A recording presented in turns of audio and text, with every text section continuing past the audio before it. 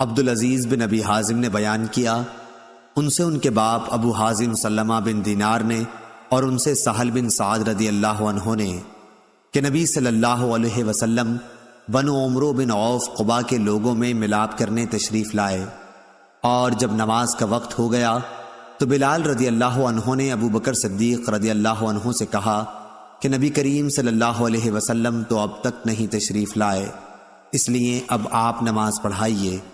انہوں نے فرمایا، اچھا اگر تمہاری خواہش ہے تو میں پڑھا دیتا ہوں۔ خیر بلال رضی اللہ عنہ نے تکبیر کہی، ابو بکر رضی اللہ عنہ آگے بڑھے اور نماز شروع کی۔ اتنے میں نبی کریم صلی اللہ علیہ وسلم تشریف لے آئے اور آپ صلی اللہ علیہ وسلم صفوں سے گزرتے ہوئے پہلی صف تک پہنچ گئے۔ لوگوں نے ہاتھ پر ہاتھ بجانا شروع کیا۔ سہل نے کہا کہ جانتے ہو تصفیح کیا ہے؟ یعنی تالیاں بجانا۔ اور ابو بکر رضی اللہ عنہ نماز میں کسی طرف بھی دھیان نہیں کیا کرتے تھے، لیکن جب لوگوں نے زیادہ تالیاں بجائیں تو آپ متوجہ ہوئے، کیا دیکھتے ہیں کہ نبی کریم صلی اللہ علیہ وسلم صفوں میں موجود ہیں۔ حضور صلی اللہ علیہ وسلم نے اشارے سے انہیں اپنی جگہ رہنے کے لیے کہا۔ اس پر ابو بکر رضی اللہ عنہ نے ہاتھ اٹھا کر اللہ کا شکر کیا اور الٹے پاؤں پیچھے آ گئے، اور نبی کریم صلی اللہ علیہ وسلم آگے بڑھ گئے، پس نماز پڑھائی۔ صحیح بخاری حدیث نمبر 1201۔ ابو وائل نے بیان کیا، ان سے حضرت عبداللہ بن مسعود رضی اللہ عنہ نے بیان کیا کہ ہم پہلے نماز میں یوں کہا کرتے تھے، فلاں پر سلام اور نام لیتے تھے، اور آپس میں ایک شخص دوسرے کو سلام کر لیتا۔ نبی کریم صلی اللہ علیہ وسلم نے سن کر فرمایا، اس طرح کہا کرو۔ ترجمہ یعنی ساری تحیات، بندگیاں اور کورنشیں اور اچھی باتیں خاص اللہ ہی کے لیے ہیں، اور اے نبی آپ پر سلام ہو، اللہ کی رحمتیں اور اس کی برکتیں نازل ہوں، ہم پر سلام ہو اور اللہ کے سب نیک بندوں پر۔ میں گواہی دیتا ہوں کہ اللہ کے سوا کوئی معبود نہیں، اور گواہی دیتا ہوں کہ محمد صلی اللہ علیہ وسلم اس کے بندے اور رسول ہیں۔ اگر تم نے یہ پڑھ لیا تو گویا اللہ کے ان تمام صالح بندوں پر سلام پہنچا دیا جو آسمان اور زمین میں ہیں۔ صحیح بخاری حدیث نمبر 1202۔ زہری نے بیان کیا، ان سے ابو سلمہ نے اور ان سے ابو ہریرہ رضی اللہ عنہ نے کہ نبی کریم صلی اللہ علیہ وسلم نے فرمایا، نماز میں اگر کوئی بات پیش آ جائے تو مردوں کو سبحان اللہ کہنا اور عورتوں کو ہاتھ پر ہاتھ مار کر یعنی تالی بجا کر امام کو اطلاع دینی چاہیے۔ صحیح بخاری حدیث نمبر 1203۔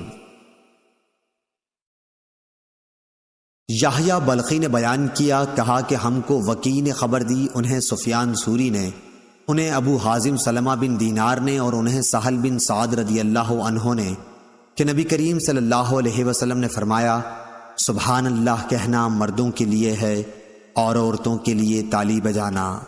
صحیح بخاری حدیث نمبر 1204۔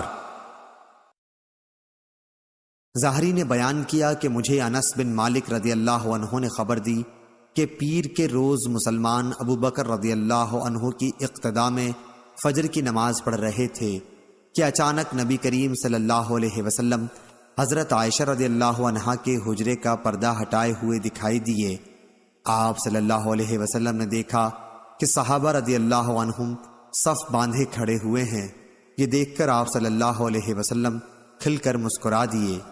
ابو بکر رضی اللہ عنہ الٹے پاؤں پیچھے ہٹے۔ انہوں نے سمجھا کہ نبی کریم صلی اللہ علیہ وسلم نماز کے لیے تشریف لائیں گے، اور مسلمان نبی کریم صلی اللہ علیہ وسلم کو دیکھ کر اس درجہ خوش ہوئے کہ نماز ہی توڑ ڈالنے کا ارادہ کر لیا، لیکن حضور صلی اللہ علیہ وسلم نے ہاتھ کے اشارے سے ہدایت کی کہ نماز پوری کرو۔ پھر آپ صلی اللہ علیہ وسلم نے پردہ ڈال دیا اور حجرے میں تشریف لے گئے۔ پھر اس دن آپ نے انتقال فرمایا صلی اللہ علیہ وسلم۔ صحیح بخاری حدیث نمبر 1205۔ جعفر بن ربیعہ نے بیان کیا، ان سے عبد الرحمن بن حرمز اعرج نے کہ حضرت ابو ہریرہ رضی اللہ عنہ نے بیان کیا کہ نبی کریم صلی اللہ علیہ وسلم نے فرمایا، بنی اسرائیل کی ایک عورت نے اپنے بیٹے کو پکارا، اس وقت وہ عبادت خانے میں تھا۔ ماں نے پکارا کہ اے جریج جریج، پس وہ پیش میں پڑ گیا اور دل میں کہنے لگا کہ اے اللہ، میں اب ماں کو دیکھوں یا نماز کو؟ پھر ماں نے پکارا کہ اے جریج، وہ اب بھی اس پس و پیش میں تھا کہ اے اللہ، میری ماں اور میری نماز۔ ماں نے پھر پکارا اے جریج، وہ اب بھی یہی سوچے جا رہا تھا، اے اللہ، میری ماں اور میری نماز۔ آخر ماں نے تنگ ہو کر بد دعا کی، اے اللہ، جریج کو موت نہ آئے جب تک وہ فاحشہ عورت کا چہرہ نہ دیکھ لے۔ جریج کی عبادت گاہ کے قریب ایک چرانے والی آیا کرتی تھی جو بکریاں چراتی تھی۔ اتفاق سے اس کے بچہ پیدا ہوا۔ لوگوں نے پوچھا کہ یہ کس کا بچہ ہے؟ اس نے کہا کہ جریج کا ہے۔ وہ ایک مرتبہ اپنی عبادت گاہ سے نکل کر میرے پاس رہا تھا۔ جریج نے پوچھا کہ وہ عورت کون ہے جس نے مجھ پر تہمت لگائی ہے کہ اس کا بچہ مجھ سے ہے؟ عورت بچے کو لے آئی تو انہوں نے بچے سے پوچھا کہ بچے، تمہارا باپ کون؟ بچہ بول پڑا کہ ایک بکری چرانے والا گڈریا میرا باپ ہے۔ صحیح بخاری حدیث نمبر 1206۔ ابو سلمہ نے کہا کہ مجھ سے معیقب بن ابی طلحہ صحابی رضی اللہ عنہ نے بیان کیا کہ رسول اللہ صلی اللہ علیہ وسلم نے ایک شخص سے جو ہر مرتبہ سجدہ کرتے ہوئے کنکریاں برابر کرتا تھا فرمایا، اگر ایسا کرنا ہے تو صرف ایک ہی بار کر۔ صحیح بخاری حدیث نمبر 1207۔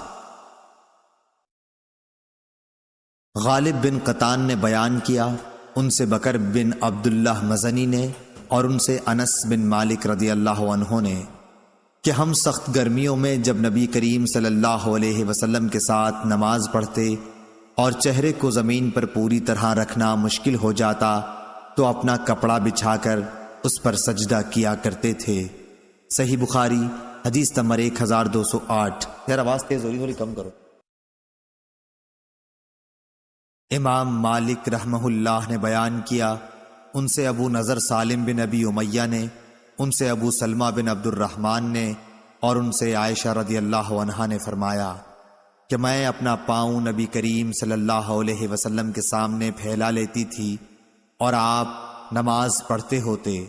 جب آپ صلی اللہ علیہ وسلم سجدہ کرنے لگتے تو آپ مجھے ہاتھ لگاتے، میں پاؤں سمیٹ لیتی، پھر جب آپ کھڑے ہو جاتے تو میں پھر پھیلا لیتی۔ صحیح بخاری حدیث نمبر 1209۔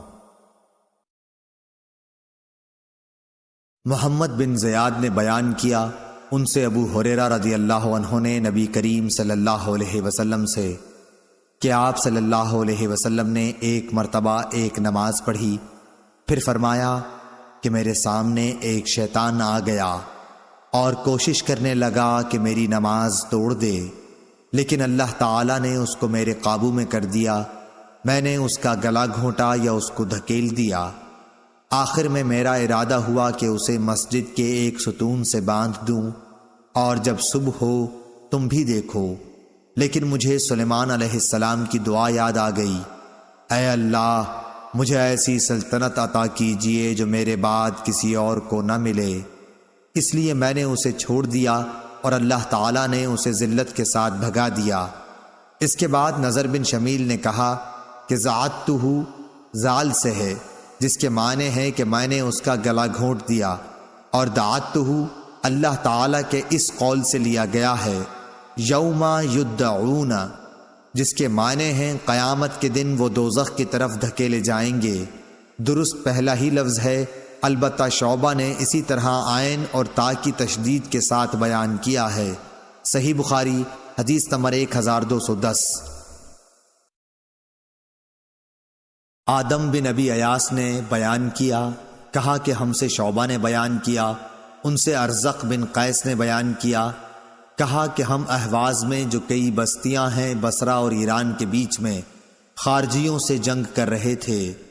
ایک بار میں نہر کے کنارے بیٹھا تھا، اتنے میں ایک شخص ابو برزہ صحابی رضی اللہ عنہ آیا اور نماز پڑھنے لگا۔ کیا دیکھتا ہوں کہ ان کے گھوڑے کی لگام ان کے ہاتھ میں ہے۔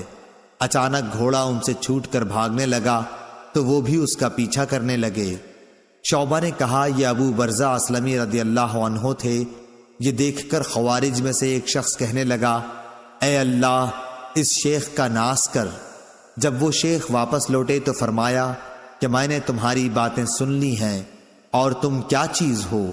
میں نے رسول اللہ صلی اللہ علیہ وسلم کے ساتھ 6 یا 7 یا 8 جہادوں میں شرکت کی ہے، اور میں نے آپ صلی اللہ علیہ وسلم کی آسانیوں کو دیکھا ہے، اس لیے مجھے یہ اچھا معلوم ہوا کہ اپنا گھوڑا ساتھ لے کر لوٹوں، نہ کہ اس کو چھوڑ دوں، وہ جہاں چاہے چل دے اور میں تکلیف اٹھاؤں۔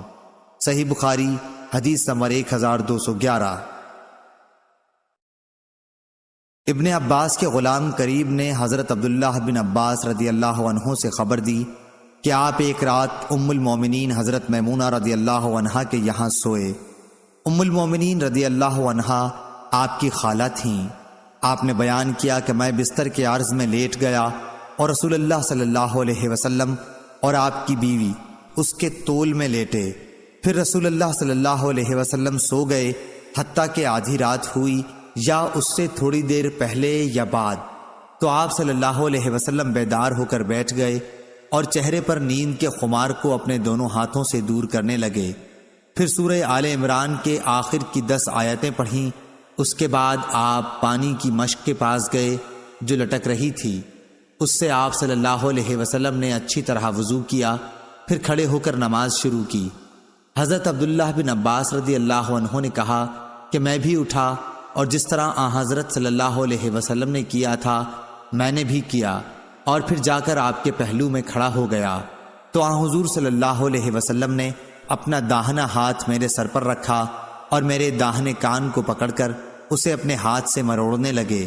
پھر آپ نے 2 رکعت نماز پڑھی، پھر 2 رکعت پڑھی، پھر 2 رکعت پڑھی، پھر 2 رکعت پڑھی، پھر 2 رکعت پڑھی، پھر 2 رکعت پڑھی۔ اس کے بعد 1 رکعت وتر پڑھا اور لیٹ گئے۔ جب مؤذن آیا تو آپ صلی اللہ علیہ وسلم دوبارہ اٹھے اور 2 ہلکی رکعتیں پڑھ کر باہر نماز فجر کے لیے تشریف لے گئے۔ صحیح بخاری حدیث نمبر 1198۔ اعمش نے بیان کیا، ان سے ابراہیم نے، ان سے علقمہ نے اور ان سے عبداللہ بن مسعود رضی اللہ عنہ نے بیان کیا کہ پہلے نبی کریم صلی اللہ علیہ وسلم نماز پڑھتے ہوئے اور ہم سلام کرتے تو آپ اس کا جواب دیتے تھے۔ جب ہم نجاشی کے یہاں سے واپس ہوئے تو ہم نے پہلے کی طرح نماز ہی میں سلام کیا، لیکن اس وقت آپ صلی اللہ علیہ وسلم نے جواب نہیں دیا، بلکہ نماز سے فارغ ہو کر فرمایا کہ نماز میں آدمی کو فرصت کہاں۔ ہم سے محمد بن عبداللہ بن نمیر نے بیان کیا، کہا کہ ہم سے اسحاق بن منصور نے بیان کیا، ان سے حریم بن سفیان نے بیان کیا، ان سے اعمش نے، ان سے ابراہیم نخعی نے، ان سے علقمہ نے اور ان سے عبداللہ بن مسعود رضی اللہ عنہ نے نبی کریم صلی اللہ علیہ وسلم کے حوالے سے پھر ایسی ہی روایت بیان کی۔ صحیح بخاری حدیث نمبر 1199۔ ابو عمرو بن سعد بن ابی ایاز شیبانی نے بتایا کہ مجھ سے زید بن ارقم رضی اللہ عنہ نے بتلایا کہ ہم نبی کریم صلی اللہ علیہ وسلم کے عہد میں نماز پڑھنے میں باتیں کر لیا کرتے تھے۔ کوئی بھی اپنے قریب کی نمازی سے اپنی ضرورت بیان کر دیتا، پھر آیت حافظوا علی الصلاۃ اتری اور ہمیں نماز میں خاموش رہنے کا حکم ہوا۔ صحیح بخاری حدیث نمبر 1200۔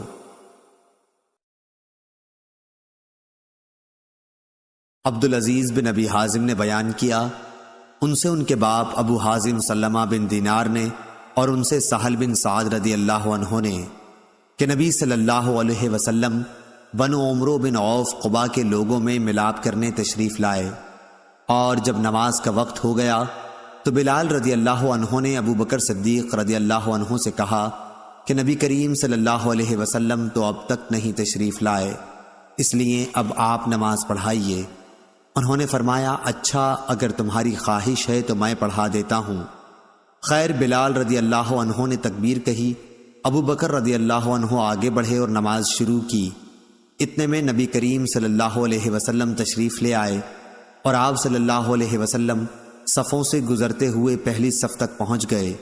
لوگوں نے ہاتھ پر ہاتھ بجانا شروع کیا۔ سہل نے کہا کہ جانتے ہو تصفیح کیا ہے؟ یعنی تالیاں بجانا۔ اور ابو بکر رضی اللہ عنہ نماز میں کسی طرف بھی دھیان نہیں کیا کرتے تھے، لیکن جب لوگوں نے زیادہ تالیاں بجائیں تو آپ متوجہ ہوئے۔ کیا دیکھتے ہیں کہ نبی کریم صلی اللہ علیہ وسلم صفوں میں موجود ہیں۔ حضور صلی اللہ علیہ وسلم نے اشارے سے انہیں اپنی جگہ رہنے کے لیے کہا۔ اس پر ابو بکر رضی اللہ عنہ نے ہاتھ اٹھا کر اللہ کا شکر کیا اور الٹے پاؤں پیچھے آ گئے، اور نبی کریم صلی اللہ علیہ وسلم آگے بڑھ گئے، پس نماز پڑھائی۔ صحیح بخاری حدیث نمبر 1201۔ ابو وائل نے بیان کیا، ان سے حضرت عبداللہ بن مسعود رضی اللہ عنہ نے بیان کیا کہ ہم پہلے نماز میں یوں کہا کرتے تھے، فلاں پر سلام اور نام لیتے تھے، اور آپس میں ایک شخص دوسرے کو سلام کر لیتا۔ نبی کریم صلی اللہ علیہ وسلم نے سن کر فرمایا، اس طرح کہا کرو۔ ترجمہ یعنی ساری تحیات، بندگیاں اور کورنشیں اور اچھی باتیں خاص اللہ ہی کے لیے ہیں، اور اے نبی آپ پر سلام ہو، اللہ کی رحمتیں اور اس کی برکتیں نازل ہوں، ہم پر سلام ہو اور اللہ کے سب نیک بندوں پر۔ میں گواہی دیتا ہوں کہ اللہ کے سوا کوئی معبود نہیں، اور گواہی دیتا ہوں کہ محمد صلی اللہ علیہ وسلم اس کے بندے اور رسول ہیں۔ اگر تم نے یہ پڑھ لیا تو گویا اللہ کے ان تمام صالح بندوں پر سلام پہنچا دیا جو آسمان اور زمین میں ہیں۔ صحیح بخاری حدیث نمبر 1202۔ زہری نے بیان کیا، ان سے ابو سلمہ نے اور ان سے ابو ہریرہ رضی اللہ عنہ نے کہ نبی کریم صلی اللہ علیہ وسلم نے فرمایا، نماز میں اگر کوئی بات پیش آ جائے تو مردوں کو سبحان اللہ کہنا اور عورتوں کو ہاتھ پر ہاتھ مار کر یعنی تالی بجا کر امام کو اطلاع دینی چاہیے۔ صحیح بخاری حدیث نمبر 1203۔ یحییٰ بلخی نے بیان کیا، کہا کہ ہم کو وکیع نے خبر دی، انہیں سفیان ثوری نے، انہیں ابو حازم سلمہ بن دینار نے، اور انہیں سہل بن سعد رضی اللہ عنہ نے کہ نبی کریم صلی اللہ علیہ وسلم نے فرمایا، سبحان اللہ کہنا مردوں کے لیے ہے اور عورتوں کے لیے تالی بجانا۔ صحیح بخاری حدیث نمبر 1204۔ زہری نے بیان کیا کہ مجھے انس بن مالک رضی اللہ عنہ نے خبر دی کہ پیر کے روز مسلمان ابو بکر رضی اللہ عنہ کی اقتداء میں فجر کی نماز پڑھ رہے تھے کہ اچانک نبی کریم صلی اللہ علیہ وسلم حضرت عائشہ رضی اللہ عنہا کے حجرے کا پردہ ہٹائے ہوئے دکھائی دیے۔ آپ صلی اللہ علیہ وسلم نے دیکھا کہ صحابہ رضی اللہ عنہم صف باندھے کھڑے ہوئے ہیں۔ یہ دیکھ کر آپ صلی اللہ علیہ وسلم کھل کر مسکرا دیے۔ ابو بکر رضی اللہ عنہ الٹے پاؤں پیچھے ہٹے۔ انہوں نے سمجھا کہ نبی کریم صلی اللہ علیہ وسلم نماز کے لیے تشریف لائیں گے، اور مسلمان نبی کریم صلی اللہ علیہ وسلم کو دیکھ کر اس درجہ خوش ہوئے کہ نماز ہی توڑ ڈالنے کا ارادہ کر لیا، لیکن حضور صلی اللہ علیہ وسلم نے ہاتھ کے اشارے سے ہدایت کی کہ نماز پوری کرو۔ پھر آپ صلی اللہ علیہ وسلم نے پردہ ڈال دیا اور حجرے میں تشریف لے گئے۔ پھر اس دن آپ نے انتقال فرمایا صلی اللہ علیہ وسلم۔ صحیح بخاری حدیث نمبر 1205۔ جعفر بن ربیعہ نے بیان کیا، ان سے عبد الرحمن بن حرمز اعرج نے کہ حضرت ابو ہریرہ رضی اللہ عنہ نے بیان کیا کہ نبی کریم صلی اللہ علیہ وسلم نے فرمایا، بنی اسرائیل کی ایک عورت نے اپنے بیٹے کو پکارا، اس وقت وہ عبادت خانے میں تھا۔ ماں نے پکارا کہ اے جریج جریج، پس وہ پیش میں پڑ گیا اور دل میں کہنے لگا کہ اے اللہ، میں اب ماں کو دیکھوں یا نماز کو۔ پھر ماں نے پکارا کہ اے جریج، وہ اب بھی اس پس و پیش میں تھا کہ اے اللہ، میری ماں اور میری نماز۔ ماں نے پھر پکارا اے جریج، وہ اب بھی یہی سوچے جا رہا تھا، اے اللہ، میری ماں اور میری نماز۔ آخر ماں نے تنگ ہو کر بد دعا کی، اے اللہ، جریج کو موت نہ آئے جب تک وہ فاحشہ عورت کا چہرہ نہ دیکھ لے۔ جریج کی عبادت گاہ کے قریب ایک چرانے والی آیا کرتی تھی جو بکریاں چراتی تھی۔ اتفاق سے اس کے بچہ پیدا ہوا۔ لوگوں نے پوچھا کہ یہ کس کا بچہ ہے؟ اس نے کہا کہ جریج کا ہے۔ وہ ایک مرتبہ اپنی عبادت گاہ سے نکل کر میرے پاس رہا تھا۔ جریج نے پوچھا کہ وہ عورت کون ہے جس نے مجھ پر تہمت لگائی ہے کہ اس کا بچہ مجھ سے ہے؟ عورت بچے کو لے آئی تو انہوں نے بچے سے پوچھا کہ بچے تمہارا باپ کون؟ بچہ بول پڑا کہ ایک بکری چرانے والا گڈریا میرا باپ ہے۔ صحیح بخاری حدیث نمبر 1206۔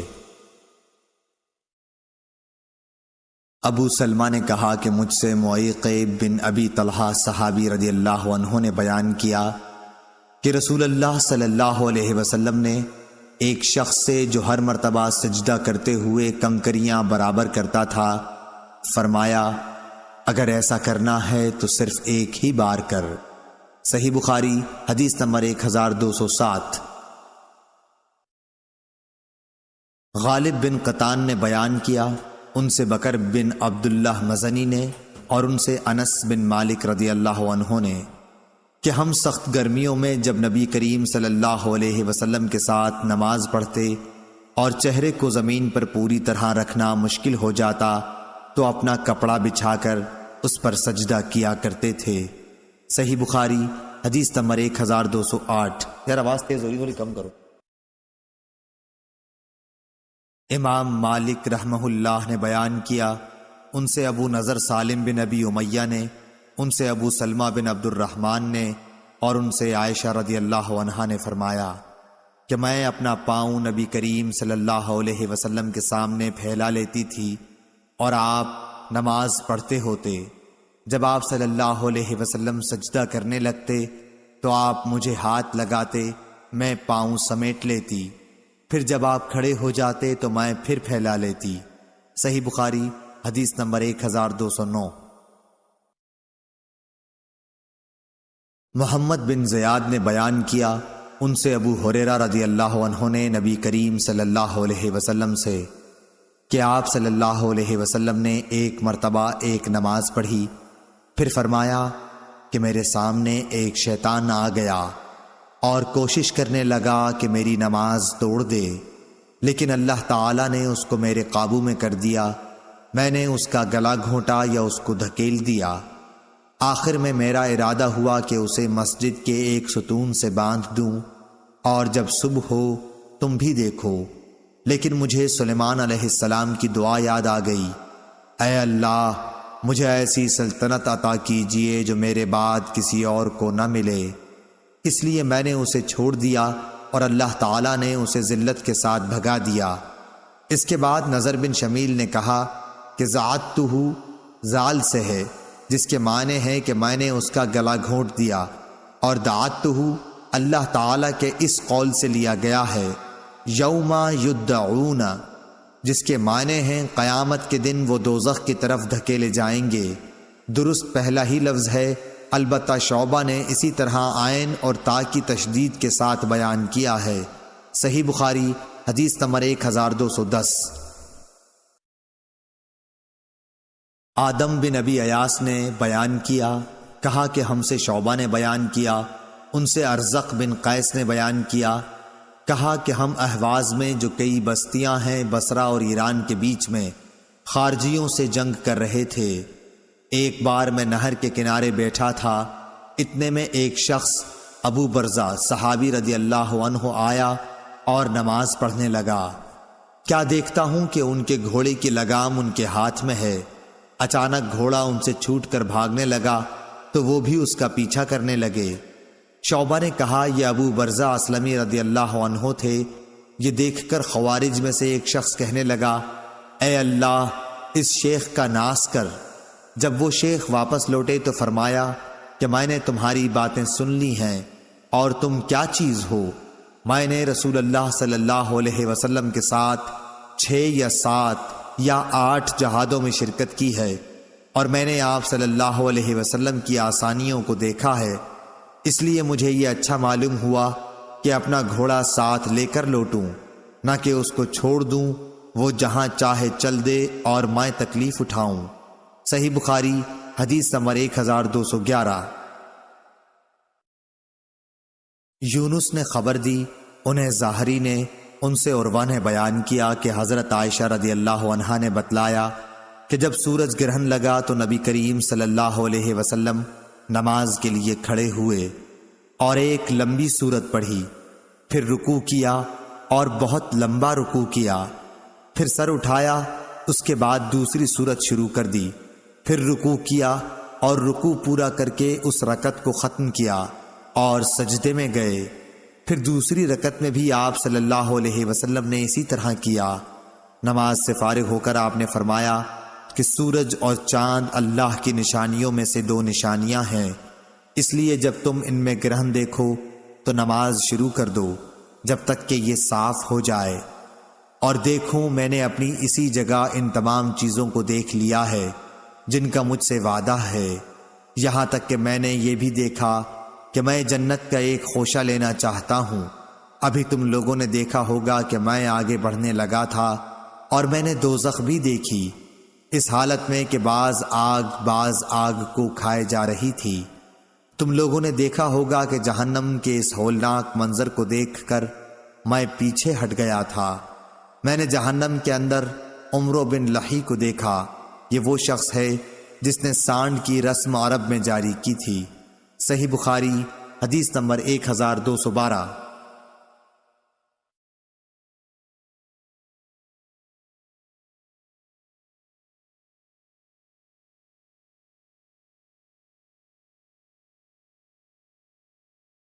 حماد بن زید نے بیان کیا، ان سے ایوب سختیانی نے، ان سے نافع نے، ان سے حضرت عبداللہ بن عمر رضی اللہ عنہ نے کہ نبی کریم صلی اللہ علیہ وسلم نے ایک دفعہ مسجد میں قبلے کی طرف رینٹ دیکھی۔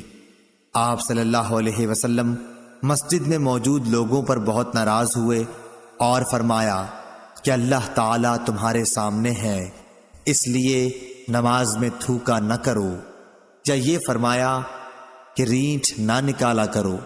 پھر آپ اترے، خود ہی اپنے ہاتھ سے اسے کھرچ ڈالا۔ ابن عمر رضی اللہ عنہ نے کہا کہ جب کسی کو تھوکنا ہی ضروری ہو تو اپنی بائیں طرف تھوک لے۔ صحیح بخاری حدیث نمبر 1213۔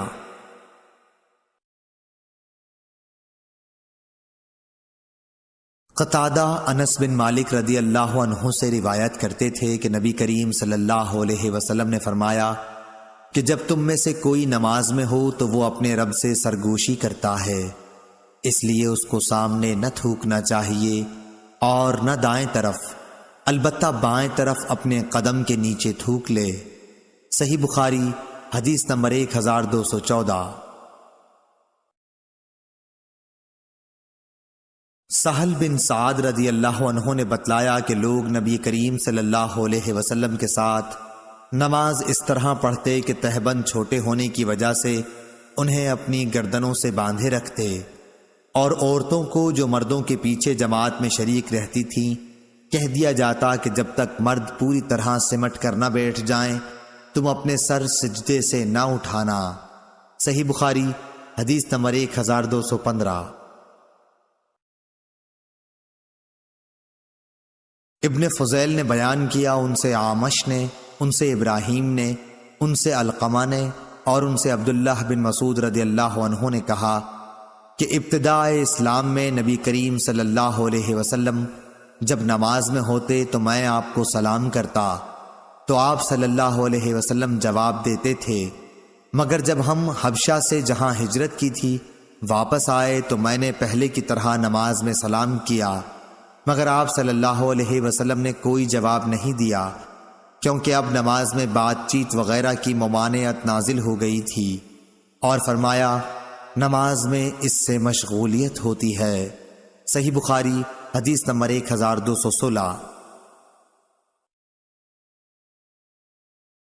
کثیر بن شنظیر نے بیان کیا، ان سے عطا بن ابی رباح نے، ان سے جابر رضی اللہ عنہ نے کہ رسول اللہ صلی اللہ علیہ وسلم نے مجھے اپنی ایک ضرورت کے لیے غزوہ بنی مطلق میں بھیجا، میں جا کر واپس آیا، میں نے کام پورا کر دیا تھا، پھر میں نے نبی کریم صلی اللہ علیہ وسلم کی خدمت میں حاضر ہو کر آپ کو سلام کیا، لیکن آپ نے کوئی جواب نہیں دیا۔ میرے دل میں اللہ جانے کیا بات آئی، اور میں نے اپنے دل میں کہا کہ شاید رسول اللہ صلی اللہ علیہ وسلم مجھ پر اس لیے خفا ہیں کہ میں دیر سے آیا ہوں۔ میں نے پھر دوبارہ سلام کیا، اور جب اس مرتبہ بھی آپ نے کوئی جواب نہ دیا تو اب میرے دل میں پہلے سے بھی زیادہ خیال آیا۔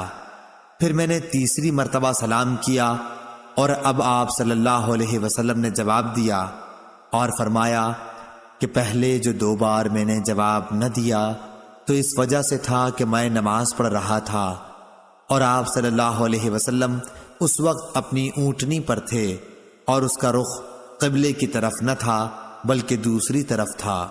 صحیح بخاری حدیث نمبر 1217۔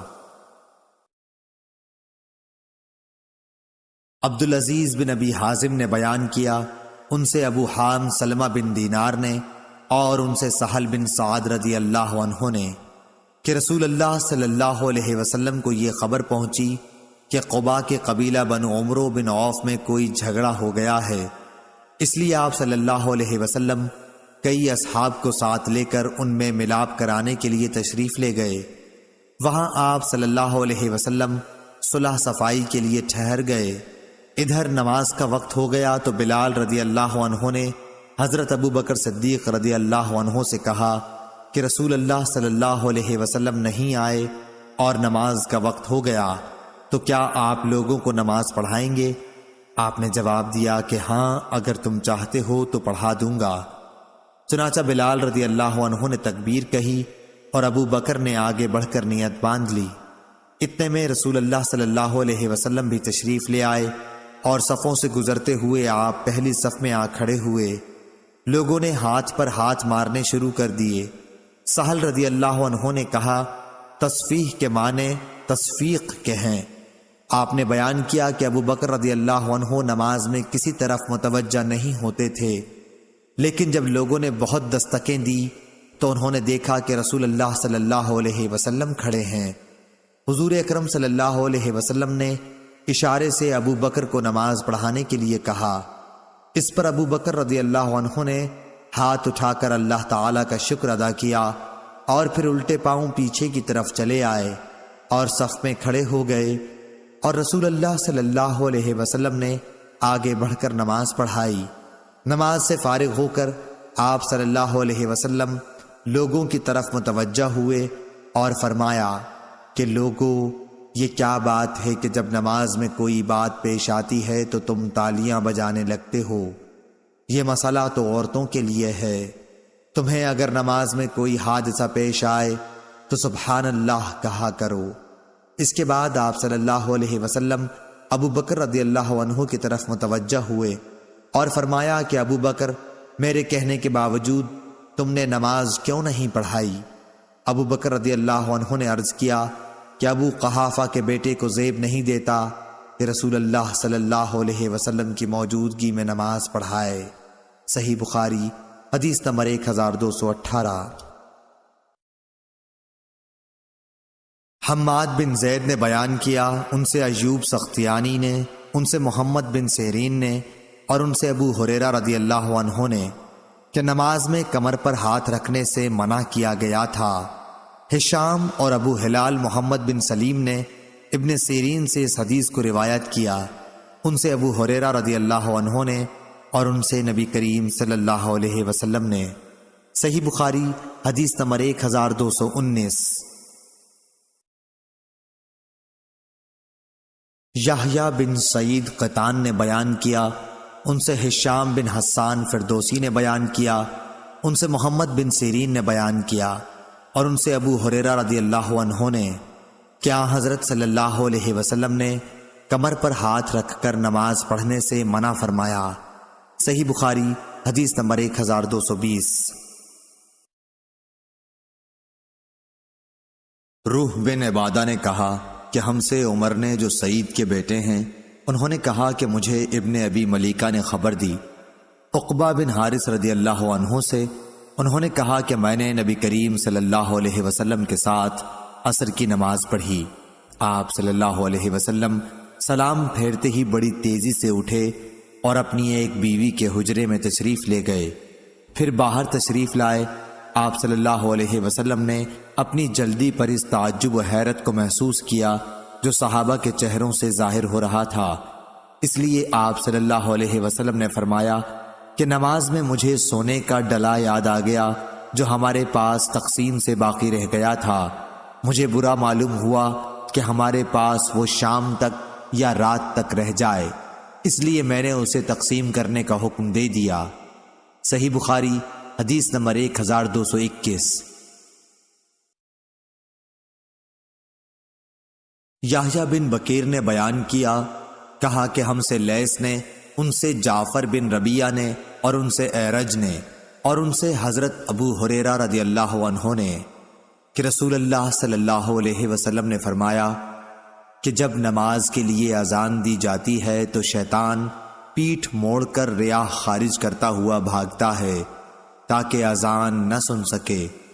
جب مؤذن چپ ہو جاتا ہے تو مردود پھر آ جاتا ہے، اور جب جماعت کھڑی ہونے لگتی ہے اور تکبیر کہی جاتی ہے تو پھر بھاگ جاتا ہے، لیکن جب مؤذن چپ ہو جاتا ہے تو پھر آ جاتا ہے، اور آدمی کے دل میں برابر وساوس پیدا کرتا رہتا ہے، کہتا ہے کہ فلاں فلاں بات یاد کر۔ کمبخت وہ باتیں یاد دلاتا ہے جو اس کے ذہن میں بھی نہ تھیں۔ اس طرح نمازی کو یہ بھی یاد نہیں رہتا کہ اس نے کتنی رکعتیں پڑھی ہیں۔ ابو سلمہ بن عبد الرحمن نے کہا کہ جب کوئی یہ بھول جائے کہ کتنی رکعتیں پڑھی ہیں تو بیٹھے بیٹھے سہو کے 2 سجدے کر لے۔ ابو سلمہ نے یہ ابو ہریرہ رضی اللہ عنہ سے سنا تھا۔ صحیح بخاری حدیث نمبر 1222۔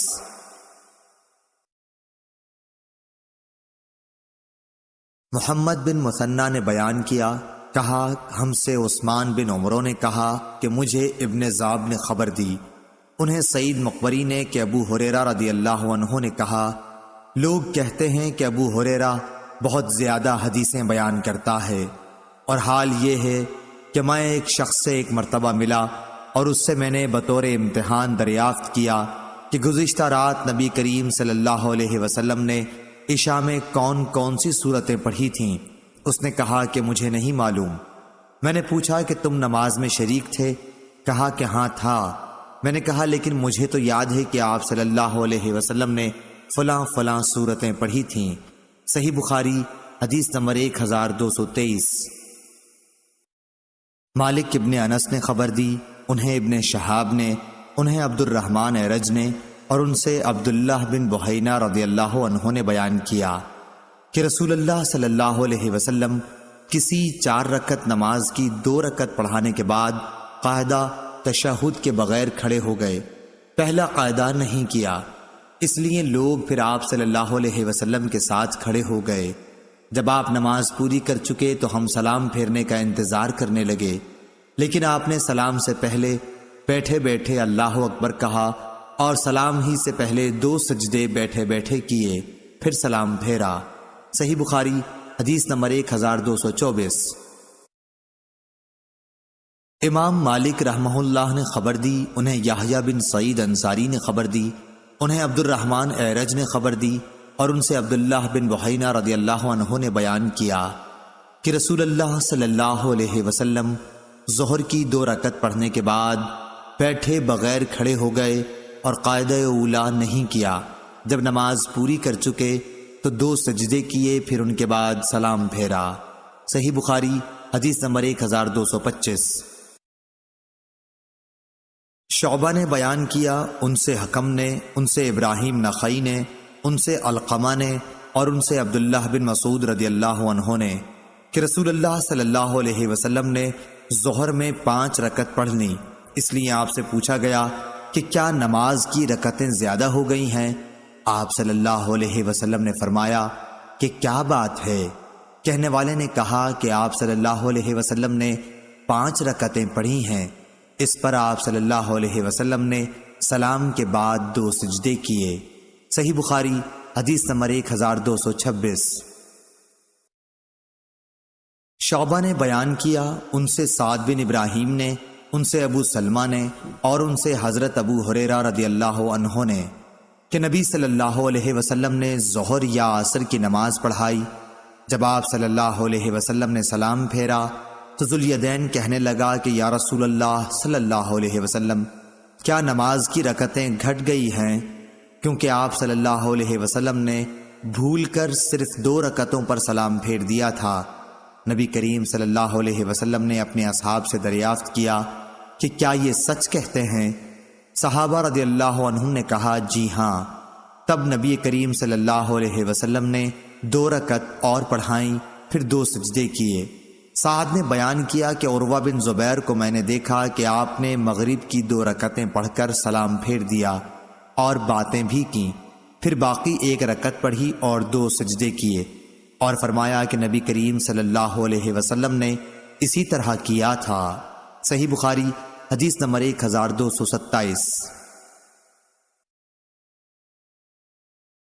ایوب بن ابی تمیمہ سختیانی نے خبر دی، انہیں محمد بن سیرین نے اور انہیں حضرت ابو ہریرہ رضی اللہ عنہ نے کہ رسول اللہ صلی اللہ علیہ وسلم 2 رکعت پڑھ کر اٹھ کھڑے ہوئے تو ذوالیدین نے پوچھا کہ یا رسول اللہ صلی اللہ علیہ وسلم، کیا نماز کم کر دی گئی ہے یا آپ صلی اللہ علیہ وسلم بھول گئے ہیں؟ رسول اللہ صلی اللہ علیہ وسلم نے لوگوں سے پوچھا کہ کیا ذوالیدین سچ کہتے ہیں؟ لوگوں نے کہا جی ہاں۔ یہ سن کر رسول اللہ صلی اللہ علیہ وسلم کھڑے ہوئے اور 2 رکعت جو رہ گئی تھیں ان کو پڑھا، پھر سلام پھیرا، پھر اللہ اکبر کہا اور پھر اپنے سجدے کی طرح یعنی نماز کے معمولی سجدے کی طرح سجدہ کیا یا اس سے لمبا، پھر سر اٹھایا۔ صحیح بخاری حدیث نمبر 1228۔ محمد بن سیرین نے بیان کیا، ان سے ابو ہریرہ رضی اللہ عنہ نے بیان کیا کہ نبی کریم صلی اللہ علیہ وسلم نے تیسرے پہر کی 2 نمازوں ظہر یا عصر میں سے کوئی نماز پڑھی۔ میرا غالب گمان یہ ہے کہ وہ عصر ہی کی نماز تھی۔ اس میں آپ صلی اللہ علیہ وسلم نے صرف 2 ہی رکعت پر سلام پھیر دیا، پھر آپ ایک درخت کے تنے سے جو مسجد کی اگلی صف میں تھا ٹیک لگا کر کھڑے ہو گئے۔ آپ اپنا ہاتھ اس پر رکھے ہوئے تھے۔ حاضرین میں ابو بکر اور عمر رضی اللہ عنہ بھی موجود تھے، لیکن انہیں بھی کچھ کہنے کی ہمت نہیں ہوئی۔ جو جلد باز قسم کے لوگ نماز پڑھتے ہی مسجد سے نکل جانے کے عادی تھے وہ باہر جا چکے تھے۔ لوگوں نے کہا کیا نماز کی رکعتیں کم ہو گئیں؟ ایک شخص جنہیں نبی کریم صلی اللہ علیہ وسلم ذوالیدین کہتے تھے وہ بولے یا رسول اللہ، آپ بھول گئے یا نماز میں کمی ہو گئی؟ حضور صلی اللہ علیہ وسلم نے فرمایا نہ میں بھولا ہوں اور نہ نماز کی رکعتیں کم ہوئیں۔ ذوالیدین بولے کہ نہیں، آپ بھول گئے ہیں۔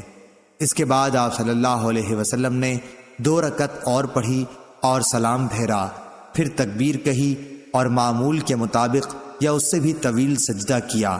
جب سجدے سے سر اٹھایا تو پھر تکبیر کہی اور پھر تکبیر کہہ کر سجدے میں گئے۔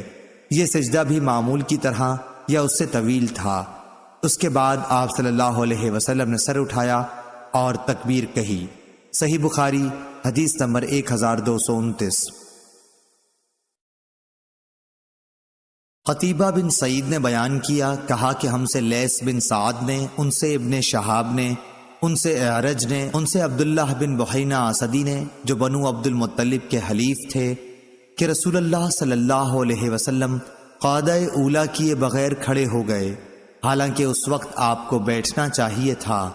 جب آپ نے نماز پوری کی تو آپ نے بیٹھے بیٹھے ہی سلام سے پہلے 2 سجدے سہو کے کیے اور ہر سجدے میں اللہ اکبر کہا۔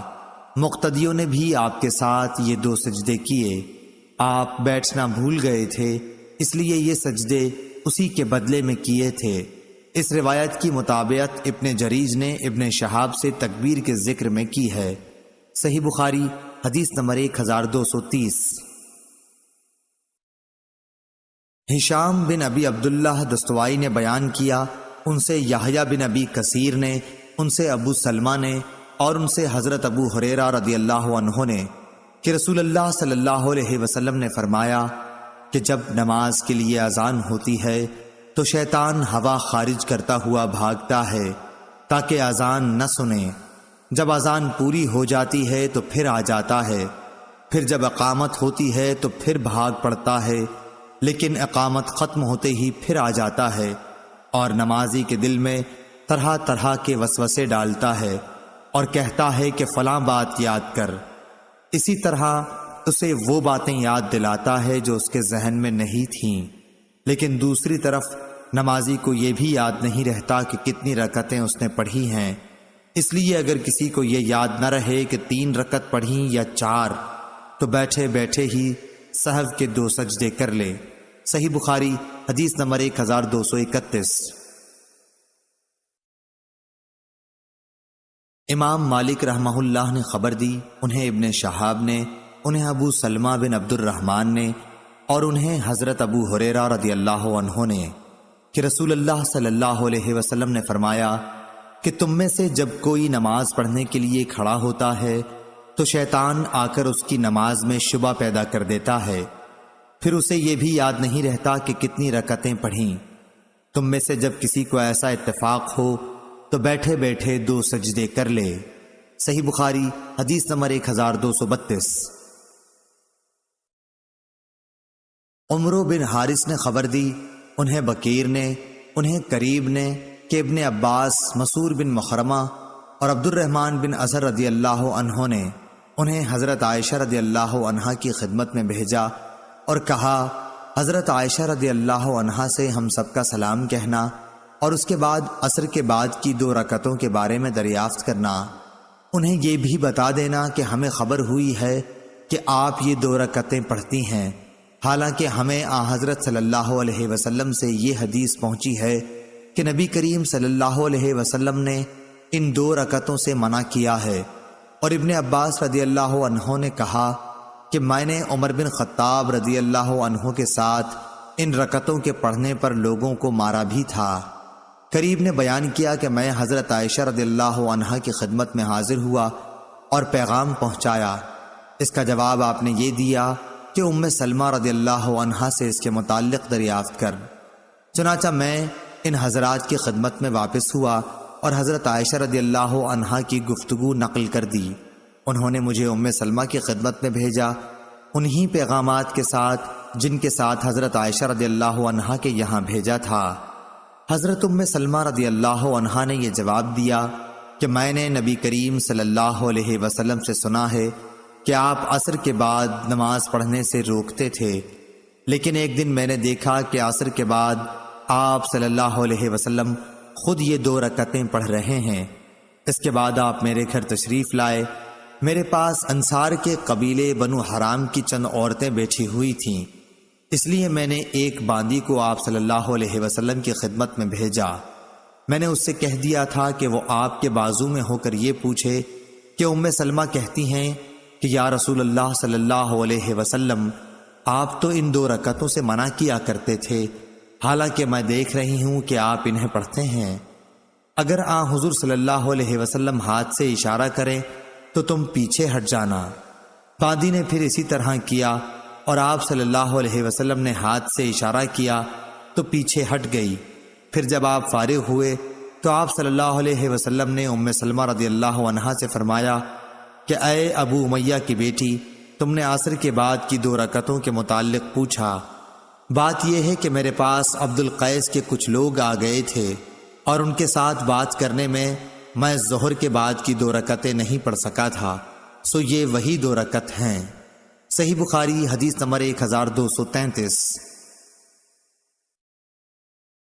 یعقوب بن عبد الرحمن نے بیان کیا، ان سے ابو حازم سلمہ بن دینار نے، ان سے سہل بن سعد سعدی رضی اللہ عنہ نے بیان کیا کہ رسول اللہ صلی اللہ علیہ وسلم کو خبر پہنچی کہ بنی عمرو بن عوف کے لوگوں میں باہم کوئی جھگڑا پیدا ہو گیا ہے، تو آپ چند صحابہ رضوان اللہ علیہم کے ساتھ ملاپ کرانے کے لیے وہاں تشریف لے گئے۔ رسول اللہ صلی اللہ علیہ وسلم ابھی مشغول ہی تھے کہ نماز کا وقت ہو گیا، اس لیے بلال رضی اللہ عنہ نے حضرت ابو بکر رضی اللہ عنہ سے کہا کہ رسول اللہ صلی اللہ علیہ وسلم ابھی تک تشریف نہیں لائے، ادھر نماز کا وقت ہو گیا ہے، کیا آپ لوگوں کی امامت کریں گے؟ انہوں نے کہا کہ ہاں اگر تم چاہو۔ چنانچہ بلال رضی اللہ عنہ نے تکبیر کہی اور حضرت ابو بکر رضی اللہ عنہ نے آگے بڑھ کر تکبیر تحریمہ کہی۔ اتنے میں رسول اللہ صلی اللہ علیہ وسلم بھی صفوں سے گزرتے ہوئے پہلی صف میں آ کر کھڑے ہو گئے۔ لوگوں نے حضرت ابو بکر رضی اللہ عنہ کو آگاہ کرنے کے لیے ہاتھ پر ہاتھ بجانے شروع کر دیے، لیکن حضرت ابو بکر رضی اللہ عنہ نماز میں کسی طرف دھیان نہیں دیا کرتے تھے۔ جب لوگوں نے بہت تالیاں بجائیں تو آپ متوجہ ہوئے اور کیا دیکھتے ہیں کہ رسول اللہ صلی اللہ علیہ وسلم کھڑے ہیں۔ حضور صلی اللہ علیہ وسلم نے اشارے سے انہیں نماز پڑھائے رہنے کے لیے کہا۔ اس پر ابو بکر رضی اللہ عنہ نے ہاتھ اٹھا کر اللہ تعالیٰ کا شکر ادا کیا اور الٹے پاؤں پیچھے کی طرف آ کر صف میں کھڑے ہو گئے۔ پھر رسول اللہ صلی اللہ علیہ وسلم نے آگے بڑھ کر نماز پڑھائی۔ نماز کے بعد آپ نے فرمایا، لوگوں، نماز میں ایک امر پیش آیا تو تم لوگ ہاتھ پر ہاتھ کیوں مارنے لگے تھے؟ یہ دستک دینا تو صرف عورتوں کے لیے ہے۔ جس کو نماز میں کوئی حادثہ پیش آئے تو سبحان اللہ کہے، کیونکہ جب بھی کوئی سبحان اللہ سنے گا وہ ادھر خیال کرے گا۔ اور اے ابو بکر، میرے اشارے کے باوجود لوگوں کو نماز کیوں نہیں پڑھاتے رہے؟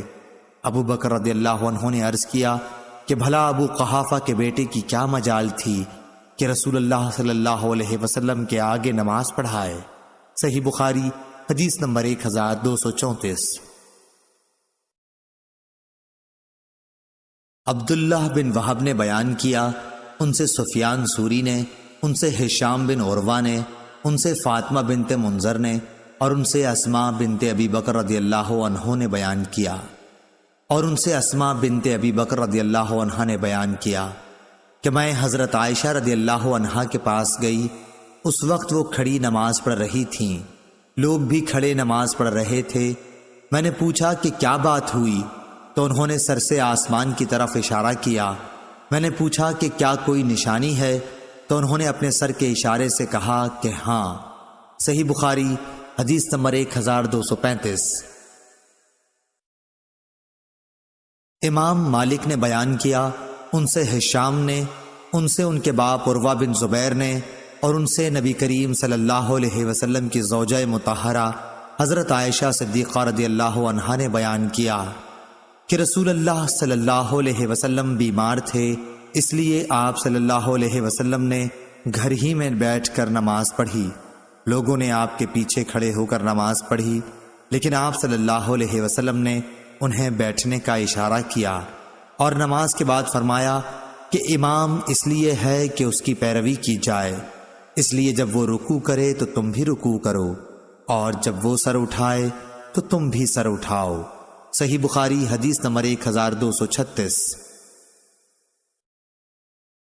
موسیٰ بن اسماعیل نے بیان کیا، کہا کہ ہم سے مہدی بن میمون نے، کہا ہم سے واصل بن حیان احدب کبڑے نے، ان سے معرور بن سوید نے بیان کیا، اور ان سے حضرت ابو ذر غفاری رضی اللہ عنہ نے کہ رسول اللہ صلی اللہ علیہ وسلم نے فرمایا کہ خواب میں میرے پاس میرے رب کا ایک آنے والا فرشتہ آیا، اس نے مجھے خبر دی، یا آپ صلی اللہ علیہ وسلم نے یہ فرمایا کہ اس نے مجھے خوشخبری دی کہ میری امت میں سے جو کوئی اس حال میں مرے کہ اللہ تعالیٰ کے ساتھ اس نے کوئی شریک نہ ٹھہرایا ہو تو وہ جنت میں جائے گا۔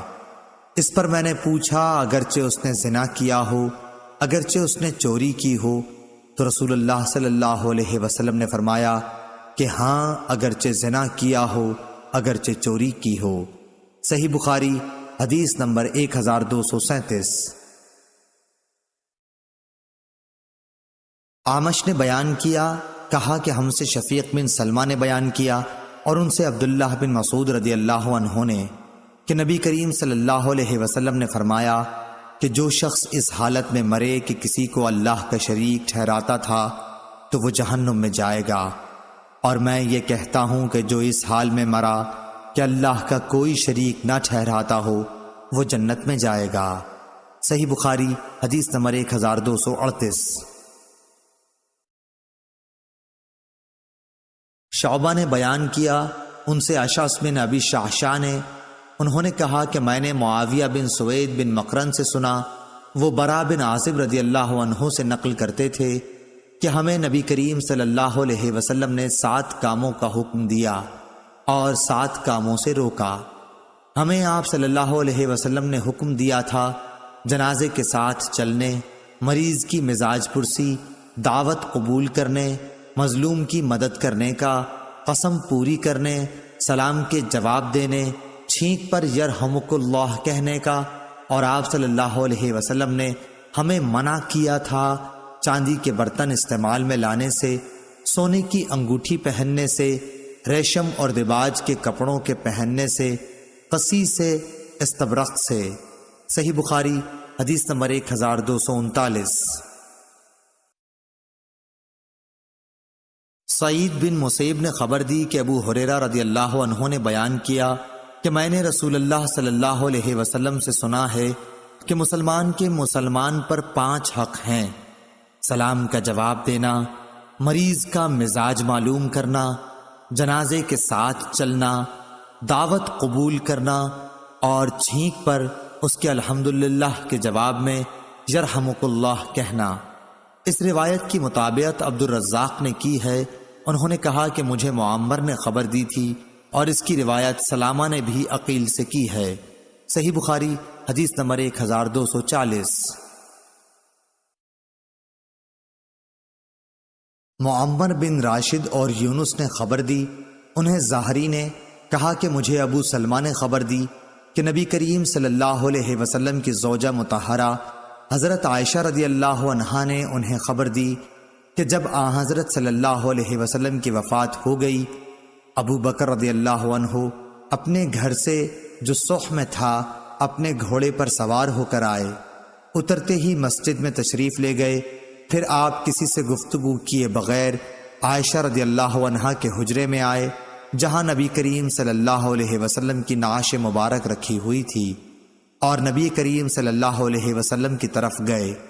حضور اکرم صلی اللہ علیہ وسلم کو برد حبرہ یمن کی بنی ہوئی دھاری دار دیا گیا تھا۔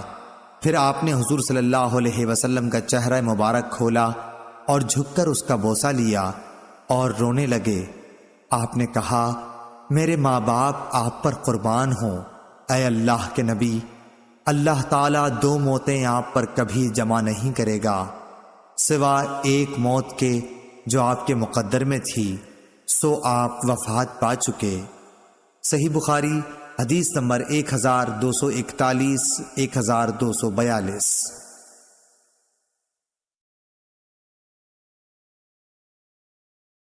معمر بن راشد اور یونس نے خبر دی، انہیں زاہری نے کہا کہ مجھے ابو سلمہ نے خبر دی کہ نبی کریم صلی اللہ علیہ وسلم کی زوجہ مطہرہ حضرت عائشہ رضی اللہ عنہا نے انہیں خبر دی کہ جب حضرت صلی اللہ علیہ وسلم کی وفات ہو گئی، ابو بکر رضی اللہ عنہ اپنے گھر سے جو صح میں تھا اپنے گھوڑے پر سوار ہو کر آئے، اترتے ہی مسجد میں تشریف لے گئے، پھر آپ کسی سے گفتگو کیے بغیر عائشہ رضی اللہ عنہا کے حجرے میں آئے جہاں نبی کریم صلی اللہ علیہ وسلم کی نعش مبارک رکھی ہوئی تھی، اور نبی کریم صلی اللہ علیہ وسلم کی طرف گئے۔ حضور اکرم صلی اللہ علیہ وسلم کو برد حبرہ یمن کی بنی ہوئی دھاری دار چادر سے ڈھانک دیا گیا تھا۔ پھر آپ نے حضور صلی اللہ علیہ وسلم کا چہرہ مبارک کھولا اور جھک کر اس کا بوسہ لیا اور رونے لگے۔ آپ نے کہا، میرے ماں باپ آپ پر قربان ہوں، اے اللہ کے نبی، اللہ تعالیٰ 2 موتیں آپ پر کبھی جمع نہیں کرے گا سوائے ایک موت کے جو آپ کے مقدر میں تھی، سو آپ وفات پا چکے۔ صحیح بخاری حدیث نمبر 1241 1242۔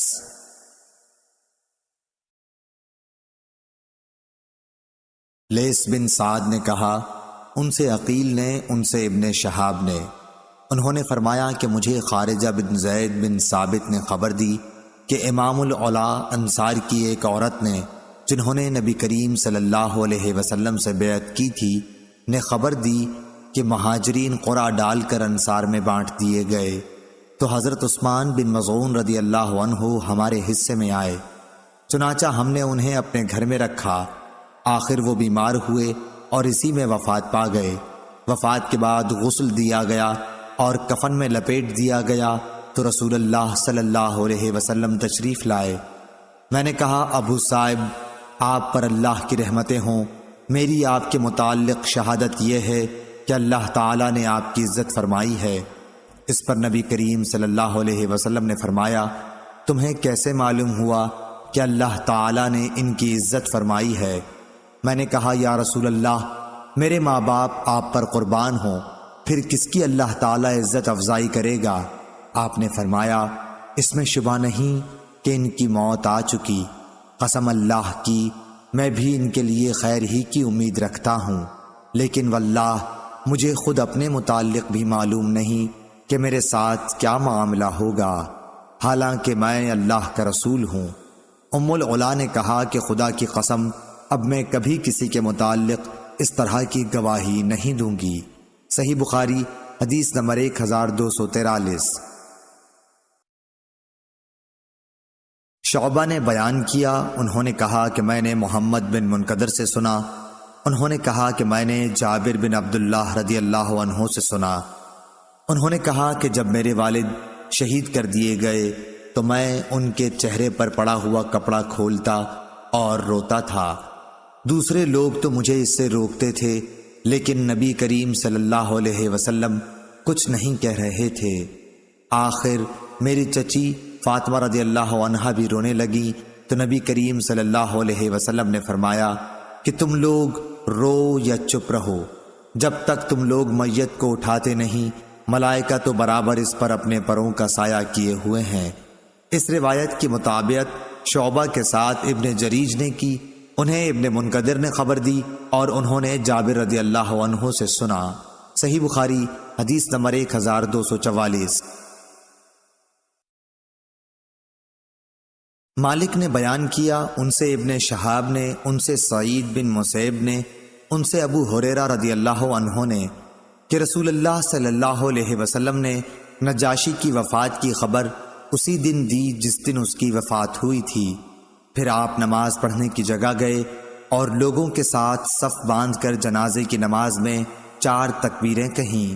صحیح بخاری حدیث نمبر 1245۔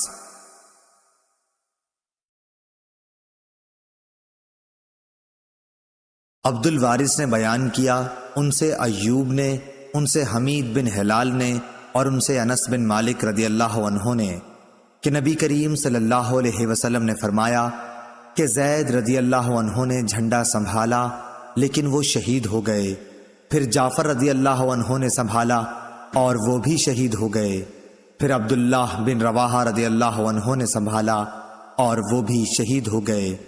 اس وقت رسول اللہ صلی اللہ علیہ وسلم کی آنکھوں میں آنسو بہہ رہے تھے۔ آپ نے فرمایا اور پھر خالد بن ولید رضی اللہ عنہ نے خود اپنے طور پر جھنڈا اٹھا لیا اور ان کو فتح حاصل ہوئی۔ صحیح بخاری حدیث نمبر 1246۔ ابو معاویہ نے خبر دی، انہیں ابو اسحاق شیبانی نے، انہیں شعبی نے، ان سے ابن عباس رضی اللہ عنہ نے فرمایا کہ ایک شخص کی وفات ہو گئی، رسول اللہ صلی اللہ علیہ وسلم اس کی عیادت کو جایا کرتے تھے، کیونکہ ان کا انتقال رات میں ہوا تھا، اس لیے رات ہی میں لوگوں نے انہیں دفن کر دیا، اور جب صبح ہوئی تو حضور صلی اللہ علیہ وسلم کو خبر دی۔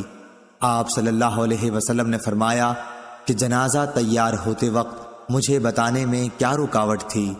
لوگوں نے کہا کہ رات تھی اور اندھیرا بھی تھا، اس لیے ہم نے مناسب نہیں سمجھا کہ کہیں آپ کو تکلیف ہو۔ پھر حضور صلی اللہ علیہ وسلم اس کی قبر پر تشریف لائے اور نماز پڑھی۔ صحیح بخاری حدیث نمبر 1247۔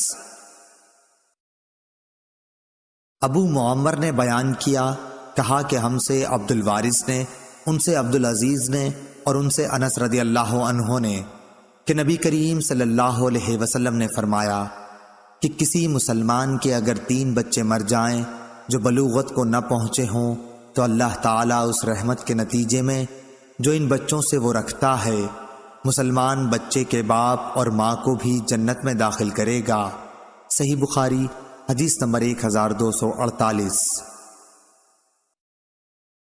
مسلم بن ابراہیم نے بیان کیا، کہا کہ ہم سے شعبہ نے، ان سے عبد الرحمن بن عبداللہ سبحانی نے، ان سے ذکوان نے، اور ان سے حضرت ابو سعید خدری رضی اللہ عنہ نے کہ عورتوں نے نبی کریم صلی اللہ علیہ وسلم سے درخواست کی کہ ہمیں بھی نصیحت کرنے کے لیے آپ صلی اللہ علیہ وسلم ایک دن خاص فرما دیجئے۔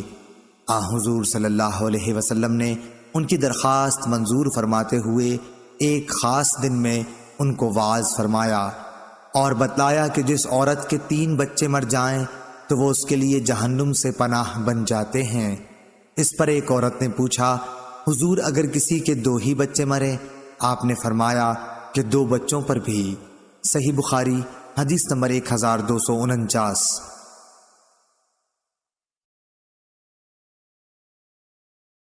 شریک نے ابن اصبہانی سے بیان کیا کہ ان سے ابو صالح نے بیان کیا اور ان سے ابو سعید اور ابو ہریرہ رضی اللہ عنہ نے نبی کریم صلی اللہ علیہ وسلم کے حوالے سے۔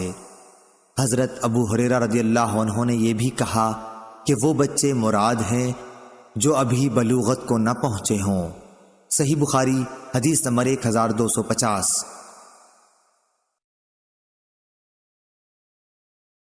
علی نے بیان کیا ان سے سفیان نے، انہوں نے کہا کہ میں نے زہری سے سنا، انہوں نے سعید بن مسیب سے سنا اور انہوں نے ابو ہریرہ رضی اللہ عنہ سے کہ نبی کریم صلی اللہ علیہ وسلم نے فرمایا کہ کسی کے اگر 3 بچے مر جائیں تو وہ دوزخ میں نہیں جائے گا، اور اگر جائے گا بھی تو صرف قسم پوری کرنے کے لیے۔ ابو عبداللہ امام بخاری رحمہ اللہ فرماتے ہیں قرآن کی آیت یہ ہے، تم میں سے ہر ایک کو دوزخ کے اوپر سے گزرنا ہوگا۔ صحیح بخاری حدیث نمبر 1251۔ آدم بن ابی ایاس نے بیان کیا، کہا کہ ہم سے شعبہ نے بیان کیا، کہا کہ ہم سے ثابت نے اور ان سے انس بن مالک رضی اللہ عنہ نے کہ نبی کریم صلی اللہ علیہ وسلم ایک عورت کے پاس سے گزرے جو ایک قبر پر بیٹھی ہوئی رو رہی تھی۔ آپ صلی اللہ علیہ وسلم نے اس سے فرمایا کہ خدا سے ڈر اور صبر کر۔ صحیح بخاری حدیث نمبر 1252۔ امام مالک نے بیان کیا ان سے ایوب سختیانی نے اور ان سے محمد بن سیرین نے، ان سے عطیہ انصاریہ رضی اللہ عنہا نے بیان کیا کہ جب رسول اللہ صلی اللہ علیہ وسلم کی بیٹی زینب یا کلثوم رضی اللہ عنہا کی وفات ہوئی، آپ وہاں تشریف لائے اور فرمایا کہ 3 یا 5 مرتبہ غسل دے دو، اور اگر مناسب سمجھو تو اس سے بھی زیادہ دے سکتی ہو۔ غسل کے پانی میں بیری کے پتے ملا لو اور آخر میں کافور، یا یہ کہا کہ کچھ کافور کا استعمال کر لینا، اور غسل سے فارغ ہونے پر مجھے خبر دے دینا۔ چنانچہ ہم نے جب غسل دے لیا تو آپ صلی اللہ علیہ وسلم کو خبر دے دی۔ آپ صلی اللہ علیہ وسلم نے ہمیں اپنا ازار دیا اور فرمایا کہ اس سے ان کی قمیض بنا دو۔ آپ کی مراد اپنے ازار سے تھی۔ صحیح بخاری حدیث نمبر 1253۔ عبد الوہاب ثقفی نے بیان کیا ان سے ایوب نے، ان سے محمد نے، ان سے عطیہ رضی اللہ عنہا نے کہ ہم رسول کریم صلی اللہ علیہ وسلم کی بیٹی کو غسل دے رہی تھیں کہ آپ تشریف لائے اور فرمایا کہ 3 یا 5 مرتبہ غسل دو، یا اس سے بھی زیادہ، پانی اور بیری کے پتوں سے، اور آخر میں کافور بھی استعمال کرنا، پھر فارغ ہو کر مجھے خبر دینا۔ جب ہم فارغ ہوئے تو آپ کو خبر کر دی۔ آپ نے اپنا ازار عنایت فرمایا اور فرمایا کہ یہ اندر اس کے بدن پر لپیٹ دو۔ ایوب نے کہا کہ مجھ سے حفصہ نے بھی محمد بن سیرین کی حدیث کی طرح بیان کیا تھا۔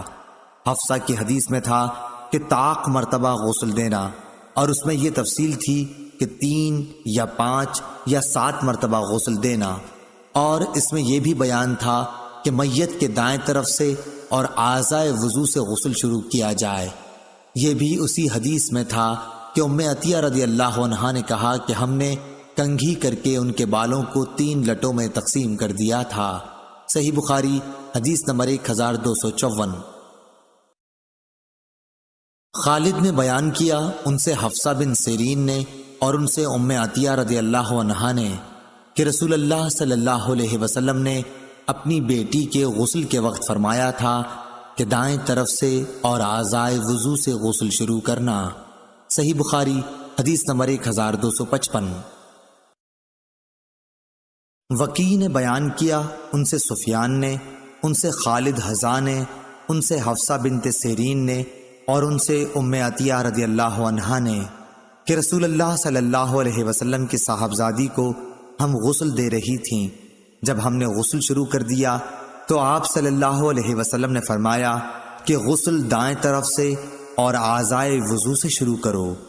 صحیح بخاری حدیث نمبر 1256۔ ابن عون نے خبر دی، انہیں محمد نے، ان سے ام عطیہ رضی اللہ عنہا نے بیان کیا کہ نبی کریم صلی اللہ علیہ وسلم کی ایک صاحبزادی کا انتقال ہو گیا۔ اس موقع پر آپ صلی اللہ علیہ وسلم نے ہمیں فرمایا کہ تم اسے 3 یا 5 مرتبہ غسل دو، اور اگر مناسب سمجھو تو اس سے زیادہ مرتبہ بھی غسل دے سکتی ہو، پھر فارغ ہو کر مجھے خبر دینا۔ چنانچہ جب ہم غسل دے چکی تو آپ کو خبر دی، اور آپ صلی اللہ علیہ وسلم نے اپنا ازار عنایت فرمایا اور فرمایا کہ اسے اس کے بدن سے لپیٹ دو۔ صحیح بخاری حدیث نمبر 1257۔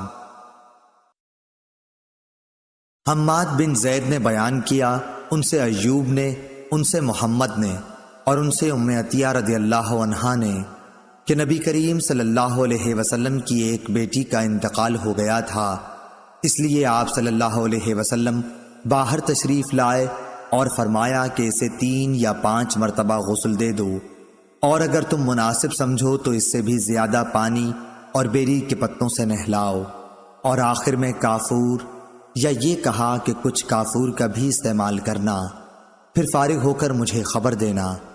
ام عطیہ رضی اللہ عنہا نے بیان کیا کہ جب ہم فارغ ہوئے تو ہم نے کہلا بھجوایا، آپ نے اپنا تہبند ہمیں دیا اور فرمایا کہ اسے اندر جسم پر لپیٹ دو۔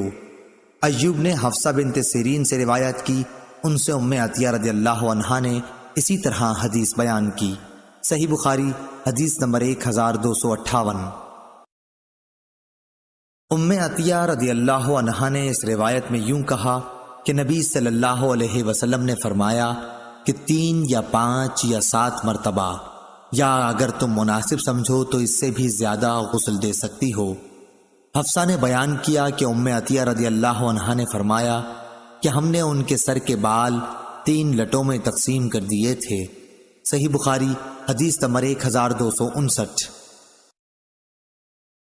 ایوب نے بیان کیا کہ میں نے حفصہ بنت سیرین سے سنا، انہوں نے کہا کہ حضرت ام عطیہ رضی اللہ عنہا نے ہم سے بیان کیا کہ انہوں نے رسول اللہ صلی اللہ علیہ وسلم کی صاحبزادی کے بالوں کو 3 لٹوں میں تقسیم کر دیا تھا۔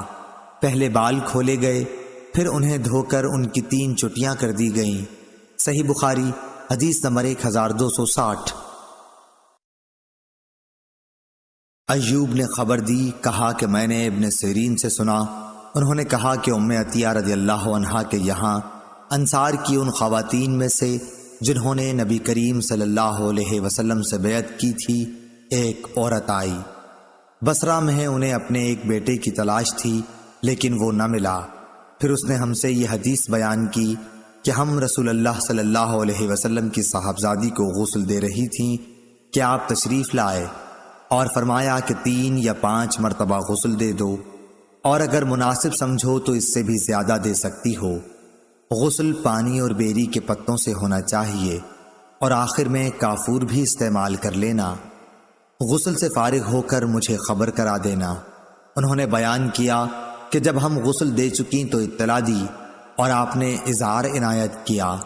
آپ نے فرمایا کہ اسے اندر بدن سے لپیٹ دو، اس سے زیادہ آپ نے کچھ نہیں فرمایا۔ مجھے یہ نہیں معلوم کہ یہ آپ کی کون سی بیٹی تھیں، یہ ایوب نے کہا، اور انہوں نے بتایا کہ اشعار کا مطلب یہ ہے کہ اس میں نعش لپیٹ دی جائے۔ ابن سیرین رحمہ اللہ بھی یہی فرمایا کرتے تھے کہ عورت کے بدن میں اسے لپیٹا جائے، اظہار کے طور پر نہ باندھا جائے۔ صحیح بخاری حدیث نمبر 1261۔ سفیان نے بیان کیا، ان سے ہشام نے، ان سے ام حذیل نے، اور ان سے ام عطیہ رضی اللہ عنہا نے، انہوں نے کہا کہ ہم نے حضرت صلی اللہ علیہ وسلم کی بیٹی کے سر کے بال گوندھ کر ان کی 3 چٹیاں کر دیں۔ اور وکی نے سفیان سے یوں روایت کیا، ایک پیشانی کی طرف کے بالوں کی چٹی اور 2 ادھر ادھر کے بالوں کی۔ صحیح بخاری حدیث نمبر 1262۔ ہشام بن حسان نے بیان کیا، کہا کہ ہم سے حفصہ نے بیان کیا، ان سے ام عطیہ رضی اللہ عنہا نے کہ رسول اللہ صلی اللہ علیہ وسلم کی ایک صاحبزادی کا انتقال ہو گیا تو نبی کریم صلی اللہ علیہ وسلم تشریف لائے اور فرمایا کہ ان کو پانی اور بیری کے پتوں سے 3 یا 5 مرتبہ غسل دے لو، اگر تم مناسب سمجھو تو اس سے زیادہ بھی دے سکتی ہو۔ اور آخر میں کافور یا آپ صلی اللہ علیہ وسلم نے یہ فرمایا کہ تھوڑی سی کافور استعمال کرو، پھر جب غسل دے چکو تو مجھے خبر دو۔ چنانچہ فارغ ہو کر ہم نے آپ کو خبر دی تو آپ صلی اللہ علیہ وسلم نے ان کے کفن کے لیے اپنا اظہار عنایت کیا۔ ہم نے اس کے سر کے بالوں کی 3 چٹیاں کر کے انہیں پیچھے کی طرف ڈال دیا تھا۔ صحیح بخاری حدیث نمبر 1263۔ ہشام بن عروہ نے خبر دی، انہیں ان کے باپ عروہ بن زبیر نے، اور انہیں ان کی خالہ ام المومنین حضرت عائشہ صدیقہ رضی اللہ عنہا نے کہ رسول اللہ صلی اللہ علیہ وسلم کو یمن کے 3 سفید سوتی دھلے ہوئے کپڑوں میں کفن دیا گیا، ان میں نہ قمیض تھی نہ عمامہ۔ صحیح بخاری حدیث نمبر 1264۔ ابن عباس رضی اللہ عنہ نے بیان کیا کہ ایک شخص میدان عرفہ میں احرام باندھے ہوئے کھڑا ہوا تھا کہ اپنی سواری سے گر پڑا اور سواری نے انہیں کچل دیا، یا وقستہ کے بجائے یہ لفظ اوقستہ کہا۔ نبی کریم صلی اللہ علیہ وسلم نے ان کے لیے فرمایا کہ پانی اور بیری کے پتوں سے غسل دے کر 2 کپڑوں میں انہیں کفن دو، اور یہ بھی ہدایت فرمائی کہ انہیں خوشبو نہ لگاؤ اور نہ ان کا سر چھپاؤ، کیونکہ یہ قیامت کے دن لبیک کہتا ہوا اٹھے گا۔ صحیح بخاری حدیث نمبر 1265۔ حماد بن زید نے بیان کیا، انہوں نے کہا کہ ہم سے ایوب نے، ان سے سعید بن جبیر نے، اور ان سے عبداللہ ابن عباس رضی اللہ عنہ نے بیان کیا کہ ایک شخص نبی کریم صلی اللہ علیہ وسلم کے ساتھ میدان عرفہ میں وقوف کیے ہوئے تھا کہ وہ اپنے اونٹ سے گر پڑا اور اونٹ نے انہیں کچل دیا۔ نبی کریم صلی اللہ علیہ وسلم نے فرمایا کہ انہیں پانی اور بیری کے پتوں سے غسل دے کر 2 کپڑوں میں انہیں کفن دو، خوشبو نہ لگاؤ اور نہ سر ڈھکو، کیونکہ یہ قیامت کے دن لبیک کہتے ہوئے اٹھے گا۔ صحیح بخاری حدیث نمبر 1206۔ ابو ایوانہ نے خبر دی، انہیں ابو بشر جعفر نے، انہیں سعید بن جبیر نے، انہیں عبداللہ بن عباس رضی اللہ عنہ نے بیان کیا کہ ایک مرتبہ ہم لوگ نبی کریم صلی اللہ علیہ وسلم کے ساتھ احرام باندھے ہوئے تھے کہ ایک شخص کی گردن اس کے اونٹ نے توڑ ڈالی، تو نبی کریم صلی اللہ علیہ وسلم نے فرمایا کہ انہیں پانی اور بیری کے پتوں سے غسل دے دو اور 2 کپڑوں کا کفن دو، خوشبو نہ لگاؤ اور نہ ان کا سر ڈھکو، اس لیے کہ اللہ تعالیٰ انہیں اٹھائے گا اس حالت میں کہ وہ لبیک پکارتا ہوگا۔ صحیح بخاری حدیث نمبر 1267۔ مسدد نے بیان کیا، ان سے حماد بن زید نے، ان سے عمرو اور ایوب نے، ان سے سعید بن جبیر نے، اور ان سے ابن عباس رضی اللہ عنہ نے کہ ایک شخص نبی کریم صلی اللہ علیہ وسلم کے ساتھ میدان عرفات میں کھڑا ہوا تھا، اچانک وہ اپنی سواری سے گر پڑا۔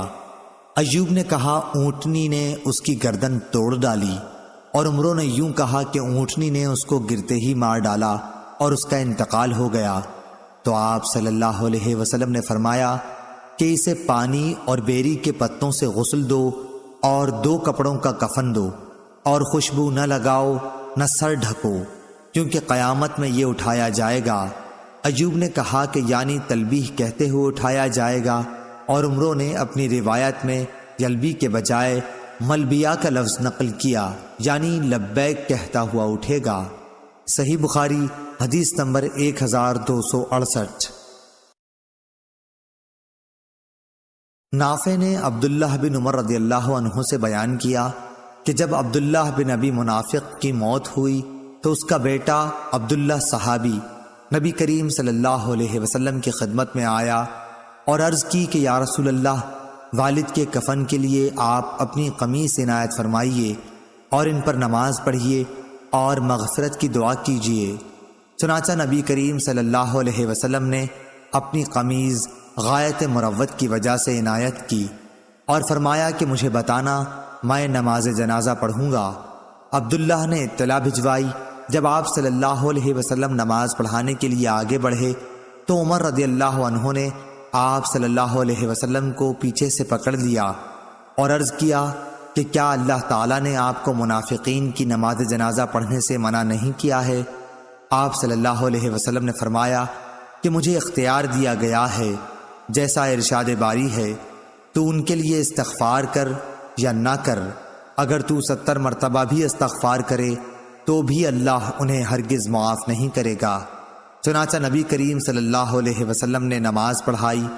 اس کے بعد یہ آیت اتری، کسی بھی منافق کی موت پر اس کی نماز جنازہ کبھی نہ پڑھانا۔ صحیح بخاری حدیث نمبر 1269۔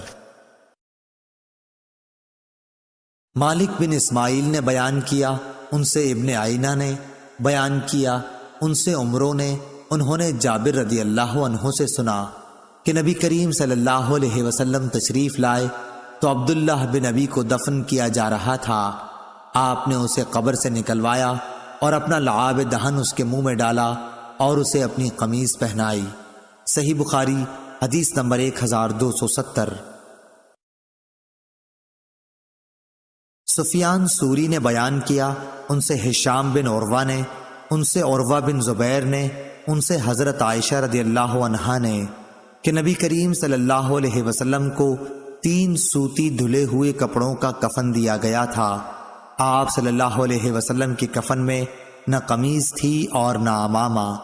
صحیح بخاری حدیث نمبر 1271۔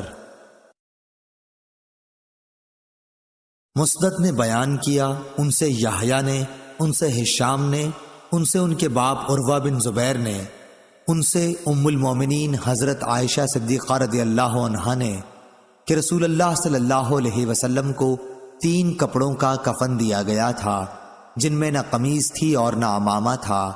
حضرت امام ابو عبداللہ بخاری رحمہ اللہ فرماتے ہیں کہ ابو نعیم نے لفظ ثلاثہ نہیں کہا اور عبداللہ بن ولید نے سفیان سے لفظ ثلاثہ نقل کیا ہے۔ صحیح بخاری حدیث نمبر 1272۔ اسماعیل نے بیان کیا، کہا کہ مجھ سے مالک نے بیان کیا، ان سے ہشام بن عروہ نے، ان سے ان کے باپ عروہ بن زبیر نے، ان سے عائشہ رضی اللہ عنہا نے کہ رسول کریم صلی اللہ علیہ وسلم کو سحول کے 3 سفید کپڑوں کا کفن دیا گیا تھا، نہ ان میں قمیض تھی اور نہ عمامہ تھا۔ صحیح بخاری حدیث نمبر 1273۔ احمد بن محمد مکی نے کہا کہ ہم سے ابراہیم بن سعد نے، ان سے ان کے باپ سعد نے اور ان سے ان کے والد ابراہیم بن عبد الرحمن نے بیان کیا کہ عبد الرحمن بن عوف رضی اللہ عنہ کے سامنے ایک دن کھانا رکھا گیا تو انہوں نے فرمایا کہ معصب بن عمیر رضی اللہ عنہ غزوہ احد میں شہید ہوئے، وہ مجھ سے افضل تھے لیکن ان کے کفن کے لیے ایک چادر کے سوا اور کوئی چیز مہیا نہ ہو سکی۔ اس طرح جب حمزہ رضی اللہ عنہ شہید ہوئے یا کسی دوسرے صحابی کا نام لیا، وہ بھی مجھ سے افضل تھے لیکن ان کے کفن کے لیے بھی صرف ایک ہی چادر مل سکی۔ مجھے تو ڈر لگتا ہے کہ کہیں ایسا نہ ہو ہمارے چین اور آرام کے سامان ہم کو جلدی سے دنیا میں دے دیے گئے ہوں۔ پھر وہ رونے لگے۔ صحیح بخاری حدیث نمبر 1274۔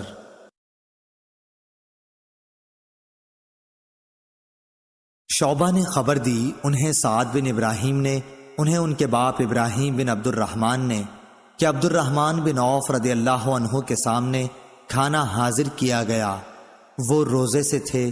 اس وقت انہوں نے فرمایا کہ ہائے معصب بن عمیر رضی اللہ عنہ شہید کیے گئے، وہ مجھ سے بہتر تھے لیکن ان کے کفن کے لیے صرف ایک چادر میسر آ سکی، اگر اس سے ان کا سر ڈھانکا جاتا تو پاؤں کھل جاتے اور پاؤں ڈھانکتے تو سر کھل جاتا، اور میں سمجھتا ہوں کہ انہوں نے یہ بھی فرمایا اور حمزہ رضی اللہ عنہ بھی اسی طرح شہید ہوئے، وہ بھی مجھ سے اچھے تھے۔ پھر ان کے بعد دنیا کی کشادگی ہمارے لیے خوب ہوئی، یا یہ فرمایا کہ دنیا ہمیں بہت دی گئی اور ہمیں تو اس کا ڈر لگتا ہے کہ کہیں ایسا نہ ہو کہ ہماری نیکیوں کا بدلہ اسی دنیا میں ہم کو مل گیا ہو۔ پھر آپ اس طرح رونے لگے کہ کھانا بھی چھوڑ دیا۔ صحیح بخاری حدیث نمبر 1275۔ خباب بن ارت رضی اللہ عنہ نے بیان کیا کہ ہم نے نبی کریم صلی اللہ علیہ وسلم کے ساتھ صرف اللہ کے لیے ہجرت کی۔ اب ہمیں اللہ تعالیٰ سے اجر ملنا ہی تھا۔ ہمارے بعض ساتھی تو انتقال کر گئے اور اس دنیا میں انہوں نے اپنے کیے کا کوئی پھل نہیں دیکھا۔ معصب بن عمیر رضی اللہ عنہ بھی انہی لوگوں میں سے تھے، اور ہمارے بعض ساتھیوں کا میوہ پک گیا اور وہ چن چن کر کھاتا ہے۔ مصعب بن عمر رضی اللہ عنہ احد کی لڑائی میں شہید ہوئے۔ ہم کو ان کے کفن میں ایک چادر کے سوا اور کوئی چیز نہ ملی، اور وہ بھی ایسی کہ اگر اس سے سر چھپاتے ہیں تو پاؤں کھل جاتا ہے، اور اگر پاؤں ڈھکتے تو سر کھل جاتا۔ آخر یہ دیکھ کر نبی کریم صلی اللہ علیہ وسلم نے ارشاد فرمایا کہ سر کو چھپا دیں اور پاؤں پر سبز گھاس ازخر نامی ڈال دیں۔ صحیح بخاری حدیث نمبر 1276۔ عبدالعزیز بن ابی حازم نے بیان کیا، ان سے ان کے باپ نے اور ان سے سہل رضی اللہ عنہ نے، کہ ایک عورت نبی کریم صلی اللہ علیہ وسلم کی خدمت میں ایک بنی ہوئی حاشیہ دار چادر آپ کے لیے تحفہ لائی۔ سہل بن سعد رضی اللہ عنہ نے حاضرین سے پوچھا کہ تم جانتے ہو چادر کیا؟ لوگوں نے کہا کہ جی ہاں، شملہ۔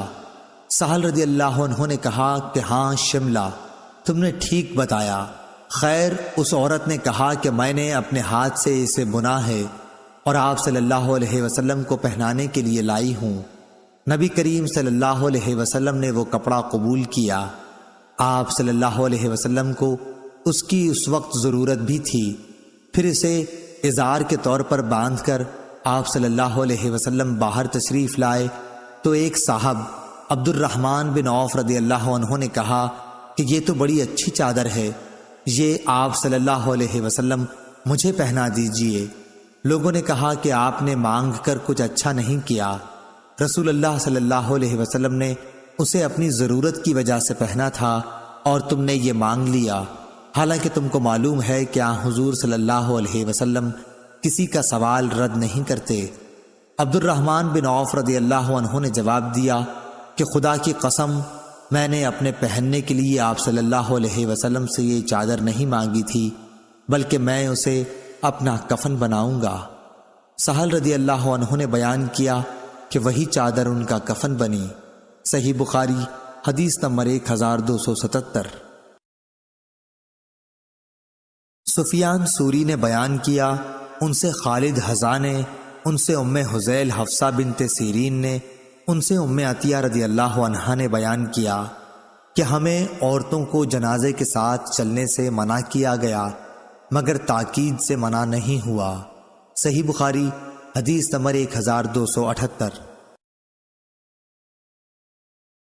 بشر بن مفضل نے بیان کیا، انہوں نے کہا کہ ہم سے سلمہ بن علقمہ نے اور ان سے محمد بن سیرین نے کہ ام عطیہ رضی اللہ عنہا کے ایک بیٹے کا انتقال ہو گیا۔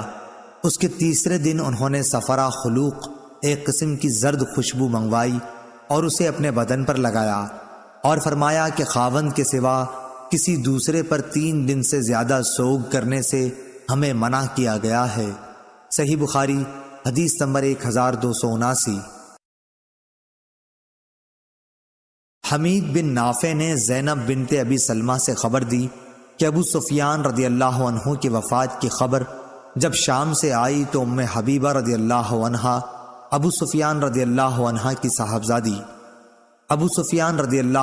صاحبزادی اور ام المومنین نے تیسرے دن سفرہ خوشبو منگوا کر اپنے دونوں رخساروں اور بازوؤں پر ملا اور فرمایا کہ اگر میں نے نبی کریم صلی اللہ علیہ وسلم سے یہ نہ سنا ہوتا کہ کوئی عورت جو اللہ اور آخرت کے دن پر ایمان رکھتی ہو اس کے لیے جائز نہیں کہ وہ شوہر کے سوا کسی کا سوگ 3 دن سے زیادہ منائے، اور شوہر کا سوگ 4 مہینے 10 دن کرے تو مجھے اس وقت اس خوشبو کے استعمال کی ضرورت نہیں تھی۔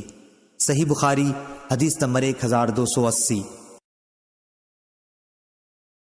عبداللہ بن ابی بکر نے بیان کیا، ان سے محمد بن عمرو بن حزم نے، ان سے حمید بن نافع نے، ان کو زینب بنت ابی سلمہ نے خبر دی کہ وہ نبی کریم صلی اللہ علیہ وسلم کی زوجہ مطہرہ حضرت ام حبیبہ رضی اللہ عنہا کے پاس گئی تو انہوں نے فرمایا کہ میں نے رسول اللہ صلی اللہ علیہ وسلم سے سنا ہے کہ کوئی بھی عورت جو اللہ اور یوم آخرت پر ایمان رکھتی ہو، اس کے لیے شوہر کے سوا کسی مردے پر 3 دن سے زیادہ سوگ منانا جائز نہیں ہے۔ ہاں، شوہر پر 4 مہینے 10 دن تک سوگ منائے۔ صحیح بخاری حدیث نمبر 1281۔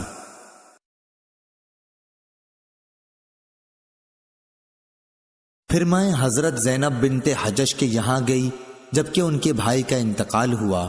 انہوں نے خوشبو منگوائی اور اسے لگایا، پھر فرمایا کہ مجھے خوشبو کی کوئی ضرورت نہیں تھی، لیکن میں نے نبی کریم صلی اللہ علیہ وسلم کو منبر پر یہ کہتے ہوئے سنا ہے کہ کسی بھی عورت کو جو اللہ اور یوم آخرت پر ایمان رکھتی ہو، جائز نہیں ہے کہ کسی میت پر 3 دن سے زیادہ سوگ کرے، لیکن شوہر کا سوگ عدت 4 مہینے 10 دن تک کرے۔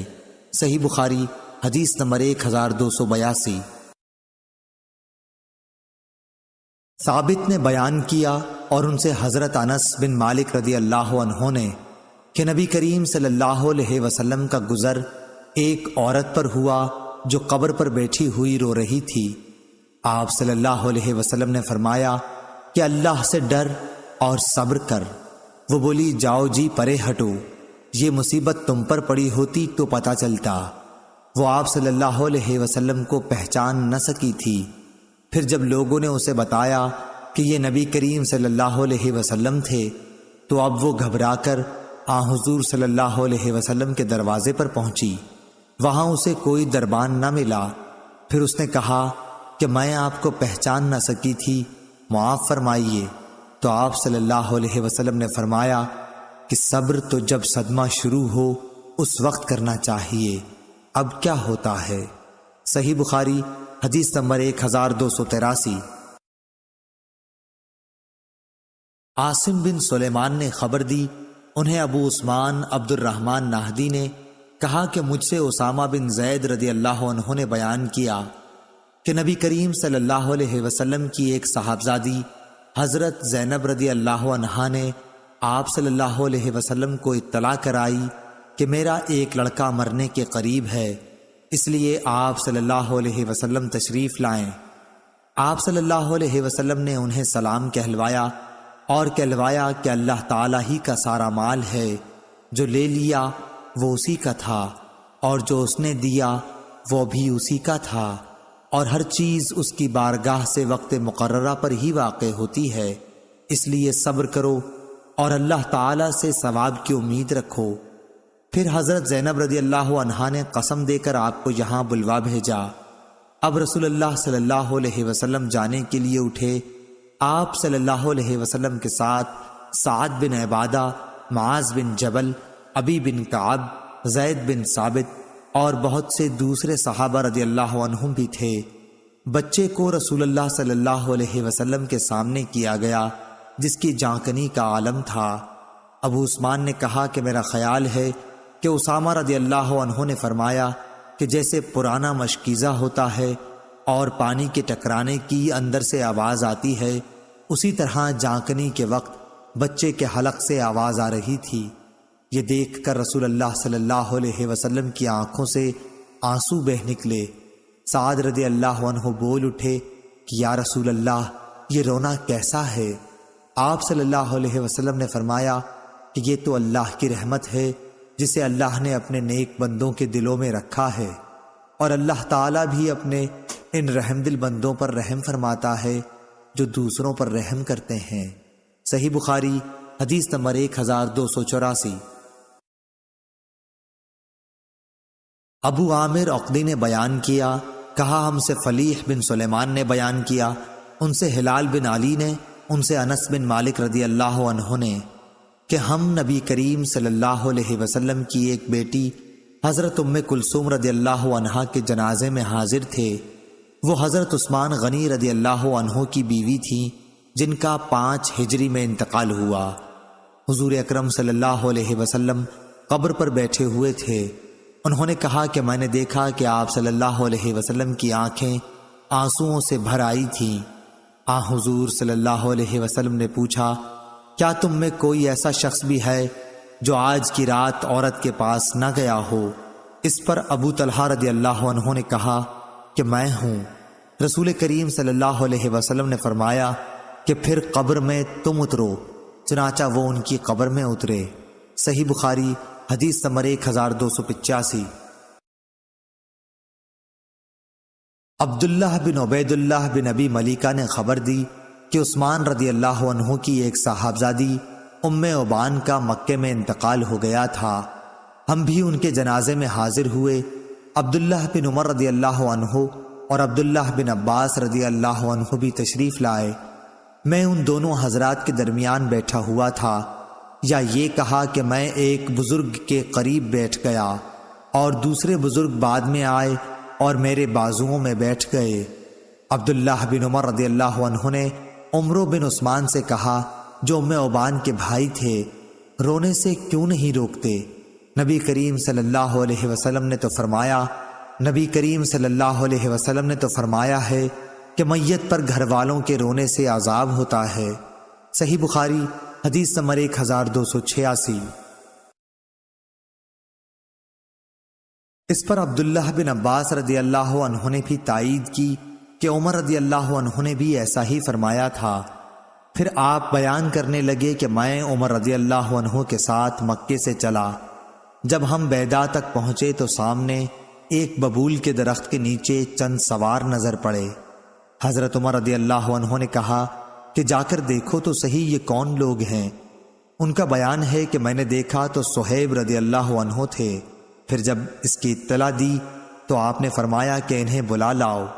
میں صہیب رضی اللہ عنہ کے پاس دوبارہ آیا اور کہا کہ چلیے امیر المؤمنین بلاتے ہیں۔ چنانچہ وہ خدمت میں حاضر ہوئے۔ خیر یہ قصہ تو ہو چکا۔ پھر جب حضرت عمر رضی اللہ عنہ زخمی کیے گئے تو صہیب رضی اللہ عنہ روتے ہوئے اندر داخل ہوئے۔ وہ کہہ رہے تھے، ہائے میرے بھائی، ہائے میرے صاحب۔ اس پر عمر رضی اللہ عنہ نے فرمایا کہ صہیب تم مجھ پر روتے ہو، تم نہیں جانتے کہ رسول اللہ صلی اللہ علیہ وسلم نے فرمایا تھا کہ میت پر اس کے گھر والوں کے رونے سے عذاب ہوتا ہے۔ صحیح بخاری حدیث نمبر 1287۔ ابن عباس رضی اللہ عنہ نے فرمایا کہ جب عمر رضی اللہ عنہ کا انتقال ہو گیا تو میں نے اس حدیث کا ذکر عائشہ رضی اللہ عنہا سے کیا۔ انہوں نے فرمایا کہ رحمت عمر پر ہو، بخدا رسول اللہ صلی اللہ علیہ وسلم نے یہ نہیں فرمایا ہے کہ اللہ مومن پر اس کے گھر والوں کے رونے کی وجہ سے عذاب کرے گا، بلکہ حضرت صلی اللہ علیہ وسلم نے یوں فرمایا کہ اللہ تعالیٰ کافر کا عذاب اس کے گھر والوں کے رونے کی وجہ سے اور زیادہ کر دیتا ہے۔ اس کے بعد کہنے لگیں کہ قرآن کی یہ آیت تم کو بس کرتی ہے کہ کوئی کسی کے گناہ کا ذمہ دار اور اس کا بوجھ اٹھانے والا نہیں۔ اس پر ابن عباس رضی اللہ عنہ نے اس وقت یعنی ام عبان کے جنازے میں سورہ نجم کی یہ آیت پڑھی، اور اللہ ہی ہنساتا ہے اور وہی رلاتا ہے۔ ابن ابی ملیکہ نے کہا کہ خدا کی قسم ابن عباس کی یہ تقریر سن کر ابن عمر رضی اللہ عنہ نے کچھ جواب نہیں دیا۔ صحیح بخاری حدیث نمبر 1288۔ امام مالک نے خبر دی، انہیں عبداللہ بن ابی بکر نے، انہیں ان کے باپ نے، اور انہیں عمرہ بنت عبد الرحمن نے۔ انہوں نے نبی کریم صلی اللہ علیہ وسلم کی بیوی حضرت عائشہ رضی اللہ عنہا سے سنا۔ آپ نے کہا کہ نبی کریم صلی اللہ علیہ وسلم کا گزر ایک یہودی عورت پر ہوا جس کے مرنے پر اس کے گھر والے رو رہے تھے۔ اس وقت آپ صلی اللہ علیہ وسلم نے فرمایا کہ یہ لوگ رو رہے ہیں حالانکہ اس کو قبر میں عذاب کیا جا رہا ہے۔ صحیح بخاری حدیث نمبر 1289۔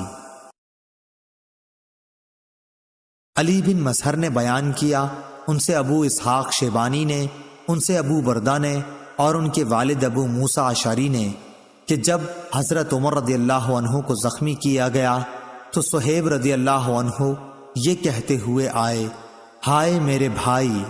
اس پر حضرت عمر رضی اللہ عنہ نے فرمایا کہ تجھ کو معلوم نہیں کہ نبی صلی اللہ علیہ وسلم نے فرمایا ہے کہ مردے کو اس کے گھر والوں کے رونے سے عذاب کیا جاتا ہے۔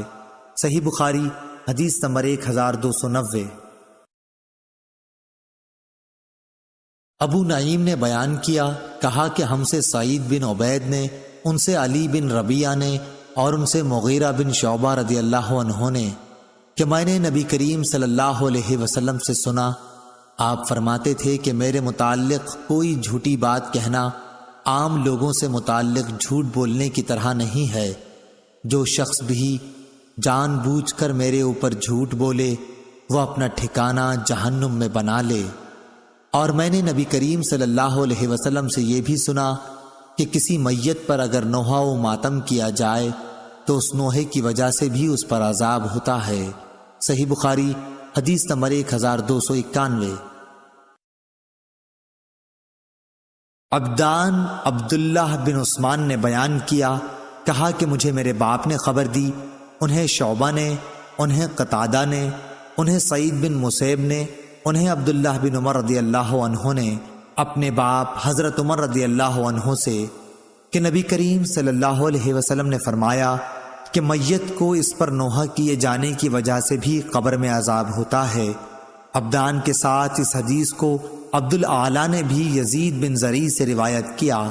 انہوں نے کہا ہم سے سعید بن ابی عروبہ نے بیان کیا، کہا ہم سے قتادہ نے اور آدم بن ابی ایاس نے شعبہ سے یوں روایت کیا کہ میت پر زندہ کے رونے سے عذاب ہوتا ہے۔ صحیح بخاری حدیث نمبر 1292۔ محمد بن منقدر نے بیان کیا، کہا کہ میں نے جابر بن عبداللہ انصاری رضی اللہ عنہ سے سنا، انہوں نے فرمایا کہ میرے والد کی لاش احد کے میدان سے لائی گئی، مشرکوں نے آپ کی صورت تک بگاڑ دی تھی۔ نعش رسول اللہ صلی اللہ علیہ وسلم کے سامنے رکھی گئی، اوپر سے ایک کپڑا ڈھکا ہوا تھا۔ میں نے چاہا کہ کپڑے کو ہٹاؤں لیکن میری قوم نے مجھے روکا، پھر دوبارہ کپڑا ہٹانے کی کوشش کی، اس مرتبہ بھی میری قوم نے مجھ کو روک دیا۔ اس کے بعد رسول اللہ صلی اللہ علیہ وسلم کے حکم سے جنازہ اٹھایا گیا۔ اس وقت کسی زور زور سے رونے والے کی آواز سنائی دی تو رسول اللہ صلی اللہ علیہ وسلم نے پوچھا یہ کون ہے؟ لوگوں نے کہا کہ یہ عمرو کی بیٹی، یا کہا کہ عمرو کی بہن ہے۔ نام میں سفیان کو شک ہوا تھا۔ آپ صلی اللہ علیہ وسلم نے فرمایا کہ روتی کیوں ہیں؟ یا یہ فرمایا کہ رو نہیں، کہ ملائکہ برابر اپنے پروں کا سایہ کیے رہے ہیں جب تک اس کا جنازہ اٹھایا گیا۔ صحیح بخاری حدیث نمبر 1293۔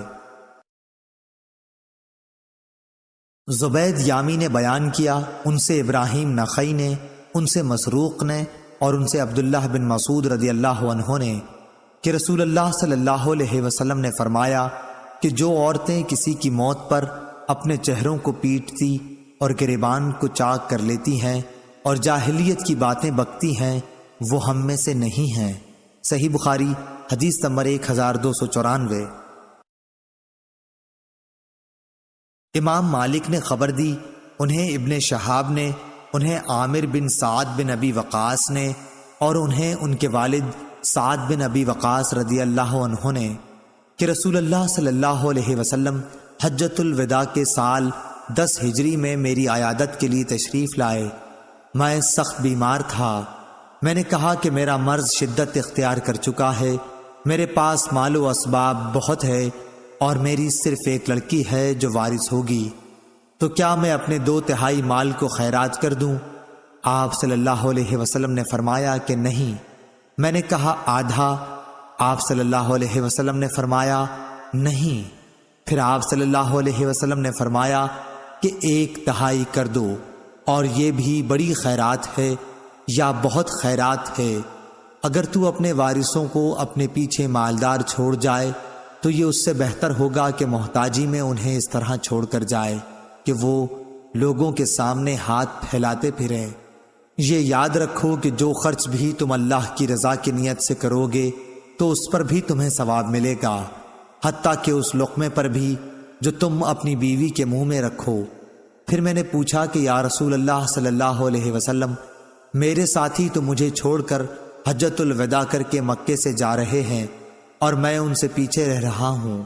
اس پر حضور صلی اللہ علیہ وسلم نے فرمایا کہ یہاں رہ کر بھی تم کوئی نیک عمل کرو گے تو اس سے تمہارے درجے بلند ہوں گے، اور شاید ابھی تم زندہ رہو گے اور بہت سے لوگوں کو، مسلمانوں کو تم سے فائدہ پہنچے گا اور بہتوں کو، کفار و مرتدین کو نقصان۔ پھر آپ صلی اللہ علیہ وسلم نے دعا فرمائی، اے اللہ میرے ساتھیوں کو ہجرت پر استقلال عطا فرما اور ان کے قدم پیچھے کی طرف نہ لوٹا۔ لیکن مصیبت زدہ سعد بن خولہ تھے اور رسول اللہ صلی اللہ علیہ وسلم نے ان کے مکے میں وفات پا جانے کی وجہ سے اظہار غم کیا تھا۔ صحیح بخاری حدیث نمبر 1295۔ ابو بردہ بن ابو موسیٰ نے بیان کیا کہ ابو موسیٰ اشعری رضی اللہ عنہ بیمار پڑے، ایسے کہ ان پر غشی طاری تھی اور ان کا سر ان کی ایک بیوی ام عبداللہ بنت ابی رومہ کی گود میں تھا۔ وہ ایک زور چیخ مار کر رونے لگی۔ ابو موسیٰ رضی اللہ عنہ اس وقت کچھ بول نہ سکے، لیکن جب ان کو ہوش ہوا تو انہوں نے فرمایا کہ میں بھی اس کام سے بیزار ہوں، میں بھی اس کام سے بیزار ہوں جس سے رسول اللہ صلی اللہ علیہ وسلم نے بیزاری کا اظہار فرمایا۔ رسول اللہ صلی اللہ علیہ وسلم نے کسی غم کے وقت چلا کر رونے والی، سر منڈوانے والی اور گریبان چاک کرنے والی عورتوں سے اپنی بیزاری کا اظہار فرمایا تھا۔ صحیح بخاری حدیث نمبر 1296۔ سفیان ثوری نے بیان کیا، ان سے اعمش نے، ان سے عبداللہ بن ورا نے، ان سے مسروق نے اور ان سے عبداللہ بن مسعود رضی اللہ عنہ نے کہ رسول اللہ صلی اللہ علیہ وسلم نے فرمایا، جو شخص کسی میت پر اپنے رخسار پیٹے، گریبان پھاڑے اور عہد جاہلیت کسی باتیں کرے وہ ہم میں سے نہیں ہے۔ صحیح بخاری حدیث نمبر 1297۔ عمر بن حفص نے بیان کیا، ان سے ان کے باپ حفص نے اور ان سے اعمش نے اور ان سے عبداللہ بن مرا نے، ان سے مسروق نے اور ان سے عبداللہ رضی اللہ عنہ نے بیان کیا کہ رسول اللہ صلی اللہ علیہ وسلم نے فرمایا کہ جو کسی کی موت پر اپنے رخسار پیٹے، گریبان چاک کرے اور جاہلیت کی باتیں کرے وہ ہم میں سے نہیں ہے۔ صحیح بخاری حدیث نمبر 1298۔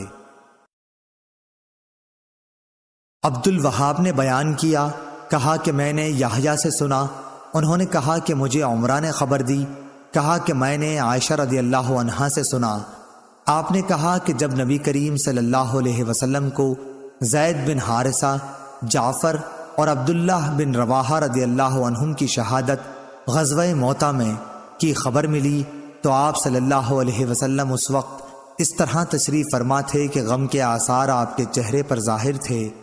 میں دروازے کے سوراخ سے دیکھ رہی تھی، اتنے میں ایک صاحب آئے اور جعفر رضی اللہ عنہ کے گھر کی عورتوں کے رونے کا ذکر کیا۔